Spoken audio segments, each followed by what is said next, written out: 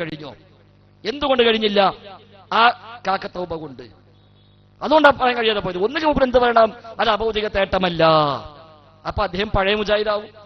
ഈ പുതിയ ഇപ്പൊ ഉണ്ടാക്കിയെടുത്ത ഈ പ്രശ്നങ്ങൾ ഒച്ചപ്പാടിലും ഔട്ടായി പോകും. അല്ലെങ്കിലോ അഭൗതിക തേട്ടം തന്നെയാണ്.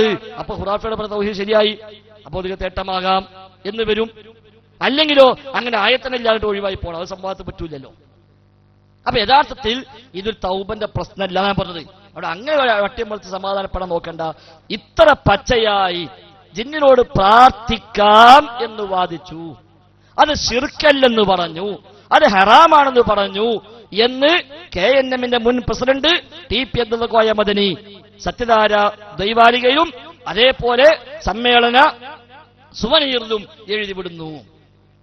ഇതിൽ സെക്രട്ടറിമാരിൽ ഒരാള് പ്രൊഫസർ അബ്ദു, ഇതില് പറഞ്ഞത് TP അബ്ദുൽ കോയ മദനി. എന്നിട്ടാണ് പറയണത് ഇത് അന്യ പദങ്ങൾ വിഷയമില്ല, തൗബ ചെയ്യാൻ പറ്റൂല എന്നാണോ പറയണത്? തൗബ ഒരാൾ ചെയ്താൽ മതിയോ? അപ്പൊ ഇതിനൊക്കെ എന്താ ചെയ്യാ? ഇതിലെല്ലാവർക്കും കൂടി ഒരാൾ തൗബ ചെയ്തോ? എന്നാ പിന്നെ ഇനി ആരോപണം ഉന്നയിക്കാൻ പാടില്ല. അപ്പൊ യഥാർത്ഥത്തിൽ അന്ന് എന്താണോ മടവൂർ വിഭാഗം പറഞ്ഞത് അത് അങ്ങനെ തന്നെ ഇപ്പൊ എടുത്തു പറയുന്നു. അല്ലെങ്കിൽ ഒറ്റ കാര്യം ഹാരിസ് മറുപടി പറഞ്ഞില്ല, അങ്ങോട്ട് ചോദിക്കാൻ പറ്റില്ലല്ലോ. പക്ഷെ നിങ്ങൾ പോയിട്ട് ആലോചിക്കാം, 2007 മുതൽ 12 വരെ മടവൂർ വിഭാഗം ഈ വിഷയത്തിൽ പറഞ്ഞതും ഇപ്പോൾ നിങ്ങളൊക്കെ പറയുന്നത് തമ്മിൽ എന്താ വ്യത്യാസമുള്ളത്? 2007 മുതൽ 12 വരെ മടവൂർ വിഭാഗം ഇവിഷയമായി പറഞ്ഞതും ഇപ്പൊ നിങ്ങൾ പറഞ്ഞതും തമ്മിൽ എന്ത് വ്യത്യാസമുണ്ട്? ഒരു വ്യത്യാസവും ഇല്ലെങ്കിൽ അതിനർത്ഥം എന്താ? മടവൂർ വിഭാഗത്തിന് നിങ്ങളെക്കാൾ 5 കൊല്ലം മുമ്പ് തൗഹീദ് മനസ്സിലായി എന്നല്ലേ അർത്ഥം. അതിനെ പോലെ ബഹുമാനിക്കല്ലേ വേണ്ടത്. 5 കൊല്ലം മുമ്പേ അവർക്ക് തൗഹീദ് മനസ്സിലായി, TP വന്നല്ലോ എനിക്ക് അന്നേ അഭിപ്രായം ഉണ്ട് ശിർക്കാണെന്നുള്ളത്. അഥവാ മടവൂർ വിഭാഗത്തിന് ആശയം ശരിയാണെന്ന് എനിക്കന്നേ അഭിപ്രായം ഉണ്ട്, ബാക്കിയുള്ളവർക്ക് മനസ്സിലാകാൻ സമയം പിടിച്ചു എന്നല്ലേ അതിനർത്ഥം. അപ്പൊ യഥാർത്ഥത്തിൽ ഇത് സഹോദരങ്ങൾ ജിന്നും സിഹറൊന്നല്ല വിഷയം. ഇവിടെ ജിന്നിനെ വിളിച്ച് തേടാൻ പോയതല്ല പ്രശ്നം. അങ്ങനത്തെ വിഷയം ഉദിക്കുന്നില്ല. നേരെ മറിച്ച് ചില ആളുകൾക്ക് മറ്റു ചില താല്പര്യങ്ങൾ സംഘടനയിൽ നേടേണ്ട ആവശ്യമുണ്ടായിരുന്നു. അതിന് ഇതൊരു മറയാക്കിയെടുത്തു എന്ന് മാത്രം. കാരണം പെട്ടെന്ന് ഒരാൾ കേൾക്കുമ്പോൾ ജിന്നോട് തേടാമെന്നോ എന്നാൽ നമുക്കൊന്നും ആലോചിക്കാനില്ല എന്ന് പറഞ്ഞുകൊള്ളും. ആ ആളുകളുടെ തൗഹീദിനോടുള്ള സ്നേഹത്തെ ചൂഷണം ചെയ്തുകൊണ്ടാണ് ഈ പണിയെടുത്തത്. അതുകൊണ്ട് ഇനി ഹാരിസ് പറയണമെന്നില്ല, അടുത്ത ചോദിച്ചോട്ടെ. പക്ഷേ ഒറ്റക്കാര്യം, അള്ളാഹിന് മുമ്പ് ചെല്ലാനുണ്ട് നിങ്ങൾ മറക്കണ്ട. അവിടെ ജബ്ബാർ മൗലിയും വരും, നിങ്ങളും വരും, ഞങ്ങളും വരും, ഈ TPയും വരും, ഈ സുവനീർ എഴുതിയവനും വരും, എല്ലാവരും വരും. അവിടെ കൈകെട്ടി നിന്ന് മറുപടി പറയേണ്ടി വരും, ഒരു സംശയമില്ല. തൗഹീദിന് വേണ്ടി പരിശ്രമിക്കുന്ന, ശിർക്കിനെതിരെ പോരാടുന്ന, റബ്ബിനോട് തേടാവുന്ന സ്ഥാപിക്കുന്ന മുവഹിദുകളെ ശുദ്ധ കളവെഴുതി വിട്ടിട്ടുണ്ടെങ്കിൽ തിരക്കിടില്ല. സുന്നാൾ ശിർക്ക് നമ്മൾ പറയുമ്പോൾ നേരിട്ട് കാണിച്ചു കൊടുക്കും. മൊയ്തീൻ ശൈഖെ സഹായിക്കണേ തേടുന്നത് മാലയിൽ, മൗലിദിൽ, റാത്തീബിൽ, കുതുബിയത്തിൽ, ഹദ്ദാദിൽ, അതേപോലെ ദർഗകളിൽ, ജാറങ്ങളിൽ എല്ലാം അവിടെ പോയി തേടുന്നത് നേർക്ക് നേരാണ് കാണിച്ചു കൊടുക്കും. എന്നതുപോലെ ഒരു അര വരി പോലും എവിടെങ്കിലും തേടാമെന്നോ പ്രാർത്ഥിക്കാമെന്നോ പ്രാർത്ഥിച്ച ശിർക്കല്ലെന്നോ എഴുതിയ ഒരു പരാമർശം പോലും കാണിക്കാൻ കഴിയാതെയാണ് ഈ ശുദ്ധ കളവ് 4 കൊല്ലത്തോളമായി നാടിനീളെ പ്രചരിപ്പിക്കുന്നത്. നിങ്ങൾ മനസ്സാക്ഷി കുത്തില്ലെങ്കിൽ ഇനിയും പ്രചരിപ്പിച്ചോളൂ. ഞങ്ങളെ സംബന്ധിച്ച് അതൊക്കെ ഇൻഷാ അല്ലാഹ് പരലോകത്ത് പ്രതിഫലമായി തിരിച്ചു കിട്ടുമെന്ന സമാധാനമായിക്കുള്ളത്. നിങ്ങൾ ചെയ്ത അമലുകൾ തീർച്ചയായും ഞങ്ങൾ റബ്ബിന്റെ മുമ്പിൽ കണക്ക് പറഞ്ഞ് ഇതിനു പകരം വാങ്ങും, ഒരു സംശയവും വേണ്ട. അങ്ങനെ അമലില്ലെങ്കിൽ ഒരു പക്ഷേ ഞങ്ങളെ ഭാഗത്ത് ഒരു അബദ്ധമുണ്ടെങ്കിൽ അത് അങ്ങോട്ടും ചാർത്തിക്കൊടുക്കുന്ന സാഹചര്യം ഉണ്ടാകുന്നു. നബി തങ്ങൾ പഠിപ്പിച്ച ഹദീസ് നമ്മൾ ഓർക്കണമെന്ന് മാത്രം. എന്നെയും നിങ്ങളെയും ഓർമ്മപ്പെടുത്തി ഉപദേശിക്കുന്നില്ല. പക്ഷെ വേണമെങ്കിൽ, താല്പര്യം ഉണ്ടെങ്കിൽ, പരലോകമെന്ന വിശ്വാസം ഉണ്ടെങ്കിൽ, മനസ്സാക്ഷി എന്ന ഒന്നുണ്ടെങ്കിൽ ഹാരിസ് ഇന്ന് രാത്രി പോയിട്ടൊന്ന് പറ്റുമെങ്കിൽ ഒന്ന് ആലോചിച്ച് നോക്കുക. ഇത്ര ഗൗരവമുള്ള വിഷയം എന്തിനാണ് ഈ കളവ് ഇങ്ങനെ പ്രചരിപ്പിക്കുന്നത് എന്ന് ഇനിയെങ്കിലും ആലോചിച്ചാൽ നിങ്ങൾക്ക് നന്നു. ഇല്ലേ നമുക്ക് മഹ്ശറിൽ വെച്ച് തീർക്കാം എന്നുകൂടി സൂചിപ്പിക്കുന്നു. അസ്സലാമു അലൈക്കും. ഞാൻ മൂവാറ്റുപുഴ സ്വദേശിയാണ്. എൻ്റെ ചോദ്യം, നിങ്ങൾ ഉത്തരം, ഒരുപാട് ചോദ്യങ്ങളുണ്ട്, ഒരുപാട് ആളുകൾ വെയിറ്റ് ചെയ്യുന്നുണ്ട്. സംക്ഷിപ്തമായിട്ട് ഉത്തരം പറയണമെന്ന് ആദ്യമായി ഒരു അപേക്ഷ ആണ്. അരമണിക്കൂറിനൊക്കെ മേലെയാണ് ഉത്തരങ്ങൾ എടുക്കുന്നത്. പിന്നെ ചോദ്യം 1 എന്താന്ന് വെച്ചാൽ, ഈ പറഞ്ഞ പോലെ മുജാഹിദ് പ്രസ്ഥാനം ഷമീർ മദനി ഇവിടെ വിഷയാവതരണത്തിൽ പറഞ്ഞതുപോലെ തന്നെ വളരെ കൃത്യമായ രീതിയിൽ പ്രമാണബദ്ധമായി മുന്നോട്ട് പോയിക്കൊണ്ടിരുന്നു. ആ പോയിക്കൊണ്ടിരുന്ന സമയത്ത് ഒരു അപശബ്ദമായി ആണ് സക്രിയ സലാഹിയുടെ മഞ്ചേരി പ്രോഗ്രാം എന്നാണ് എൻ്റെ ഓർമ്മ. അതിൽ കേൾക്കുന്നത് ഈ രീതിയിൽ ജിന്നിനോടുള്ള ചോദ്യങ്ങളിൽ 2 തരമുള്ള ചോദ്യമുണ്ടെന്നും ആ ചോദ്യം എന്താണ് ശിർക്ക് ആയതുണ്ടെന്നും ഇനി ഏതെങ്കിലും ജിന്ന് സ്പോട്ടിലുള്ള ജിന്നാണെങ്കിൽ അല്ലെങ്കിൽ അങ്ങനെ നിലവിലുള്ള ജിന്നുകൾ അതിന്റെ കഴിവിൽപ്പെട്ട ഒരു സഹായത്തേട്ടമാണ് നാം ചോദിക്കുന്നതെങ്കിൽ അത് ശിർക്കായ സഹായത്തേട്ടമാകുകയില്ല എന്നും അത് ഹറാമും വസീലത്തുല്ലിലെ ശിർക്കും ആ പദം തന്നെ മുജാഹിദുകൾ ചിലപ്പോൾ ആദ്യമായിട്ടായിരിക്കും പലരും കേട്ടിരിക്കുന്നത്. സത്യത്തിൽ ഒരുപാട് പേർക്ക് പുതിയതായിട്ട് വസീലത്തുല്ലിലെ ശിർക്ക് എന്നുള്ള പദം തന്നെ അന്ന് ആദ്യമായിട്ടാണ് ഞാനൊക്കെ കേൾക്കുന്നത്. സത്യത്തിൽ അങ്ങനെ ഒരുപാട് പേര് കേൾക്കുന്നത്. അപ്പൊ അങ്ങനെ തുടങ്ങിയുള്ള വിശദീകരണം പിന്നെ ആലുവ വന്നു, പല സ്ഥലങ്ങളിൽ വന്ന് അദ്ദേഹം വിശദീകരിക്കുമ്പോൾ അദ്ദേഹം പറഞ്ഞിരിക്കുന്നത് എന്താ വെച്ചാൽ ജിന്നിനോട് രണ്ട് രീതിയിലുള്ള ചോദ്യങ്ങളുണ്ട്. ഒന്ന് ശിർക്കായ തേട്ടം, അതായത് നിലവിലുള്ള മരിച്ചുപോയ ജിന്നിനോട് അല്ലെങ്കിൽ ഇവിടെ പരിസരത്തില്ലാത്ത ജിന്നിനോട് ചോദിക്കുന്ന ചോദ്യം ഒന്ന്. രണ്ട്, നിലവിലുള്ള അതിന് കഴിവുള്ള ജിന്നിനോട് ചോദിക്കുന്ന ചോദ്യം ഒന്ന്. ചോദിക്കാൻ പാടില്ല എന്ന് നിങ്ങൾ വിശ്വസിക്കുന്നു? തേടാമെന്നോ തേടണമെന്നോ തേടപ്പെടേണ്ടതാണെന്നോ നിങ്ങൾക്ക് വാദമില്ല, സമ്മതിക്കുന്നു. പക്ഷേ തേടിയാൽ ശിർക്കല്ല, വസീലത്തിൽ ഇല ശിർക്ക് മാത്രമേ ആകുകയുള്ളൂ എന്നുള്ളതിനുള്ള പ്രമാണമാണ് ചോദിക്കുന്നത്. അതിന് വളരെ സംക്ഷിപ്തമായി ഒരുപാട് അറ്റൻഡ് ചെയ്തതാണല്ലോ മുഖാമുഖങ്ങൾ. വളരെ സംക്ഷിപ്തമായി 1/2 മണിക്കൂർ 1 മണിക്കൂർ എടുക്കാതെ വളരെ ഷോർട്ടായിട്ട് പറയണമെന്ന് അഭ്യർത്ഥിക്കുന്നു. അതിൽ ചെറിയൊരു എഡിറ്റിംഗ് ഉണ്ട്. മറുപടി ഒരു പക്ഷേ ചോദ്യത്തിനനുസരിച്ച് പറയേണ്ടി വരും, സ്വാഭാവികമാണ്. ചോദ്യം ഒറ്റ വരി ഉണ്ടാവുള്ളൂ, 2 പേജിൽ ഉത്തരം എഴുതുക എന്ന് ചോദ്യമാണെങ്കിൽ 2 പേജ് എഴുതേണ്ടി വരും. ഒരു പാരഗ്രാഫ് എഴുതാകുമ്പോൾ പാരഗ്രാഫ് എഴുതേണ്ടി വരും. ചിലപ്പോൾ ഒറ്റ വാക്കിൽ ഉത്തരം എഴുതുക, ചോദ്യം ഒരുപാടുണ്ടാവും, ഉത്തരം ഒരു വാക്ക് മതിയാവും. അതുകൊണ്ട് മറുപടി പറയുക എങ്ങനെയും തീരുമാനിക്കാനുള്ള സ്വാതന്ത്ര്യമെങ്കിലും താങ്കൾക്ക് വകച്ചേരണം. ഇവിടെ എല്ലാവർക്കും ചോദിക്കാൻ അവസരം കൊടുത്ത് നേരം കൊടുക്കോളം ഇരിക്കണം നിർബന്ധമില്ല. നമ്മളെ സംബന്ധിച്ച് ഒരാൾ ചോദിച്ചാലും ഈ വിഷയം ക്ലിയർ ആയാൽ മതി. അതുകൊണ്ടാണ് ഹാരിസ് ചോദിച്ചപ്പോൾ ഞാൻ ആണർക്ക് എന്നെ കൂടിയത്. ഇപ്പൊ ഏതായാലും ഇപ്പൊ നിങ്ങൾ പറഞ്ഞെന്താ, നിങ്ങൾ പ്രാർത്ഥിക്കാന്ന് വാദമില്ല, തേടാമെന്ന് വാദമില്ല, ഞങ്ങൾ സമ്മതിക്കുന്നു. നിങ്ങൾ സമ്മതിച്ചാൽ പോരാ, നിങ്ങൾ മുജാഹിദ് സെന്ററിൽ പോയിട്ട് ഇത് മൂന്നൊക്കെ ഇറണം അവിടെ നേതാക്കന്മാരെ മൂത്തിട്ട് ഇപ്പൊ സമ്മതിക്ക അവിടെ നിന്നിട്ട്. അത് ശരി, ഇപ്പൊ ഞങ്ങൾ 1/2 മണിക്കൂർ ചെലവഴിച്ചപ്പോ അതിന് ലാഭം ഉണ്ടായതോ? ഇതുകൊണ്ട് ചെലവ്. ഇതിന് ഒരു വൈകാരിക വിഷയം തന്നെയാണ്. ഇതൊക്കെ നാട്ടിൽ എഴുതി വിടാം. എന്നിട്ട് ഇവിടെ നിന്നിപ്പോ ഞങ്ങൾ സമ്മതിക്കാൻ വാദമില്ല എന്ന്. അങ്ങനെയാണ് സമ്മതിച്ചു പോകാൻ പറ്റൂല. നേരെ മറിച്ച് നേതാക്കന്മാർ പോയിട്ട് പറയും, നേതാക്കളെ ഈ നിങ്ങൾ പറയരുത്, ടീപ്പിനെ ഉടനെ പുറത്താക്കി, ആദ്യം മൂപ്പരെ പുറത്താക്കേണ്ടത്. ഈ വക മുവഹിദുകളെ നേരെ ഇത്ര പച്ചയായിട്ട് ഖുറാഫിയുടെ മാസികയിൽ പോയിട്ട് ഇവിടെ ജിന്നിനെ വിളിച്ച് പ്രാർത്ഥിക്കാന്ന് വാദിച്ചു കൊടുത്ത് എഴുതിയിട്ട്, അതോടെ ഞാൻ നേരത്തെ പറഞ്ഞത് KNM മുൻ പ്രസിഡന്റ് പറഞ്ഞത്. ഇപ്പൊ അപ്പുറത്ത് KNM ഇല്ല, പ്രസിഡന്റും ഇല്ല. അത് ബോധപൂർവ്വം പറഞ്ഞു തന്നെയാണ്. എന്നിട്ട് ഇപ്പൊ ഈ ചോദ്യത്തിന് മുപ്പതിക്കറിയാം അത് സമ്മതിക്കാഞ്ഞാൽ പ്രശ്നമാണ്, അവിടെ സമ്മതിക്കുക. അങ്ങനെ സമ്മതിച്ചുകൊണ്ട് കാര്യമില്ല. നേരെ മറിച്ച് ഈ പച്ചയായ കള്ളം ഞങ്ങൾക്ക് നാട്ടിൽ പഠിക്കുന്ന നട്ടാലും മുളക്കാത്ത നുണന്നറിയും. ആ നിലക്കുള്ള ശുദ്ധമായ കളവ് ലക്ഷക്കണക്കായ മുജാഹിദുകൾക്ക് നേരെ ആരോപിച്ചിട്ട് 4 കൊല്ലക്കാലം അതുമായി നടന്നിട്ട് നീ ഇപ്പോഴും ഈ നാട് നിങ്ങൾ കെട്ടുന്ന സ്റ്റേജിലൊക്കെ ഇനി എന്താ പറയാൻ പോണത്? ഇതന്നെയല്ലേ അടുത്ത വേദി എന്നാ പ്രഖ്യാപിക്ക്, അടുത്ത സ്റ്റേജിൽ അനസ്മൂലി പ്രഖ്യാപിക്കട്ടെ. ഇവർക്ക് തേടാമെന്നോ പ്രാർത്ഥിക്കാമെന്നോ വാദമില്ല, അത് ഞങ്ങൾ എഴുതി വിട്ട് ഞങ്ങൾ അബദ്ധമാകുന്നു എന്ന് പറയട്ടെ. അതുകൊണ്ട് ഉത്തരം നീണ്ടു പോകുമ്പോൾ പ്രയാസം ഉണ്ടാവും. ഞങ്ങൾക്കറിയാം ഉത്തരം നീണ്ടാൻ മെച്ചുണ്ട്. അങ്ങനെ സമയം തരാം, നിങ്ങൾക്ക് ചോദ്യം തീർത്തിട്ട് പറഞ്ഞേക്കുള്ളൂ. പക്ഷെ ഇത് നമ്മൾ അങ്ങനെ ഒരു ഒറ്റ വാക്കി ഒതുക്കി തീർക്കേണ്ട വിഷയമല്ല. അതുകൊണ്ട് അടുത്തൊരു വേദിയിൽ അനസ് മൗലവിയോ അല്ലെങ്കിൽ TPയോ ആ നിലക്കുള്ള ഒരാൾ പ്രഖ്യാപിക്കട്ടെ. ഇവർക്കാർക്കും അങ്ങനത്തെ വാദമില്ല. ഒന്നുകിൽ ഞങ്ങൾ തെറ്റിദ്ധരിച്ചതാണ്, അല്ലെങ്കിൽ ഞങ്ങളുടെ സ്വാർത്ഥ താല്പര്യങ്ങൾക്ക് വേണ്ടി ഞങ്ങൾ അങ്ങനെ അവരെ പറ്റി ആരോപിച്ചതാണ്. ഇപ്പൊ മനസ്സിലായല്ലോ അനസിന് തൗബ അല്ലായിരുന്നു, വാദമില്ല എന്നാണ് ഇപ്പൊ പറഞ്ഞത്. പിന്നെന്താ തൗബ ചെയ്തെന്ന്? അപ്പൊ അത് കാപ്പട്യമായിരുന്നു, മനസ്സിലായില്ലേ? അപ്പൊ യഥാർത്ഥത്തിൽ ഇതാണ് സഹോദരങ്ങളെ പ്രശ്നത്തിന്റെ കാതൽ. അല്ല ഇവിടെ ജിന്നും ഭൗതിക അഭൗതികവും ഇരുട്ടും വിജനപ്രദേശം ഒന്നുമല്ല പ്രശ്നം. അതൊക്കെ വിഷയത്തിന്റെ മസലയുമായി ബന്ധപ്പെടുന്ന ചില ചർച്ചകൾ മാത്രം. ഇവിടെ പ്രശ്നം അതൊന്നുമല്ല. ഈ വക ആരോപണം ഉന്നയിച്ച ചില മനുഷ്യന്മാരെ ഇതിൽ നിന്ന് മാറ്റിയെടുത്തേണ്ട ആവശ്യം ചിലർക്കുണ്ടായിരുന്നു. അവർ വിചാരിച്ചെന്തറിയോ, അങ്ങനത്തെ കുറച്ചാളുകൾ മാറ്റിയിട്ട് പ്രശ്നം തീരുന്ന. പക്ഷെ അനീതിക്ക് കൂട്ടുനിൽക്കാൻ ഒരു കാലത്ത് മുജാഹിദുകൾ തയ്യാറായിട്ടില്ല. അതുകൊണ്ടാണ് എത്ര തലപ്പത്തുള്ളവൻ പറഞ്ഞപ്പോഴും ഇത് അനീതിയാണ്, ഇത് ശരിയല്ല, നിങ്ങൾ ഇല്ലാത്തവരെ പേര് പറഞ്ഞ് ഉണ്ടാക്കിയാണ്, അതുകൊണ്ട് നിങ്ങളോടൊപ്പം ഞങ്ങളില്ല എന്ന് പറഞ്ഞ് ദീനിനെ സ്നേഹിക്കുന്ന ഇഖ്ലാസുള്ള മുജാഹിദീങ്ങൾ ആദർശത്തിൽ പറഞ്ഞു പോകുന്നത്. അല്ല ജിന്നെ വിളിച്ച് തേടാൻ അഭിപ്രായമുണ്ടായി പോകുന്നതല്ല ഈ ഇരിക്കുന്ന മുജാഹിദീങ്ങളൊന്നും. അല്ല ഞാൻ നേരത്തെയും പ്രഖ്യാപിച്ചത്, ജിന്നിനെ വിളിച്ച് തേടാൻ ഒരുത്തം പറഞ്ഞ മുജാഹിദല്ല, നിങ്ങൾ ധൈര്യമായി പ്രഖ്യാപിച്ചോളി, ഒരു സംശയമില്ല, ഞങ്ങൾക്കാർക്കും തർക്കമില്ല. പിന്നെ തേട്ടം എപ്പോഴാണ് പ്രാർത്ഥനയാവുക, എപ്പോഴാണ് ഭൗതികമാകുക, എപ്പോഴാ ഭൗതികമാകുക, അതിന്റെ പ്രമാണം അത് നേരത്തെ പറഞ്ഞ അവിടെയൊക്കെ പറഞ്ഞ ആ പ്രമാണം എന്തോ അതന്നെ അതിനുള്ള പ്രമാണം. 1971 സൽസബീലിൽ ഈ ലേഖനം എഴുതുമ്പോൾ എന്താണോ ഇതിനുള്ള പ്രമാണം, 90കളിൽ ശബാബിൽ ഈ ലേഖനം വരുമ്പോൾ എന്താണോ ഇതിനുള്ള പ്രമാണം, ആ ചോദ്യത്തിന് തന്നെ പുസ്തകമായി പുറത്തിറക്കിയപ്പോൾ എന്താണോ ഇതിനുള്ള പ്രമാണം, ആ പ്രമാണം തന്നെയാണ് നമുക്കുള്ളത്. കാരണം എന്താ, എപ്പോഴാണ് തേട്ടം പ്രാർത്ഥനയാവുക? അതാ ജബ്ബാർ മൗലവി പറഞ്ഞ 2 ഉദാഹരണം, അത് വളരെ വ്യക്തമാണ്. ഈമാനോടെ മരിപ്പിക്കണേ എന്ന് മുന്നിൽ കണ്ട ജിന്നിനോടോ മലക്കിനോടോ ഇൻസിനോടോ തേടിയാൽ അത് ശിർക്ക് തന്നെയാണ്. ഇപ്പൊ ഞാൻ നിങ്ങളോട് പറയാം, നിങ്ങൾ ഇന്ന ഈമാൻ കൂടെ മരിപ്പിക്കണേ, ശിർക്കാണ്. ആള് മുമ്പിലുണ്ട്, ആളിവിടെ ഹാദിറാണ്, ആളിവിടെ ഹയ്യാണ്, എന്നാലും ശിർക്ക് തന്നെ. അതാണ് ഒരു തേട്ടം ഏതു മാനദണ്ഡത്തിൽ തേടുന്നു അവിടെയാണ് അത് വേർതിരിയുന്നത്. ആരോട് തേടുന്നു എന്നുള്ളതല്ല, ഏതു മാനദണ്ഡത്തിൽ തേടുന്നു.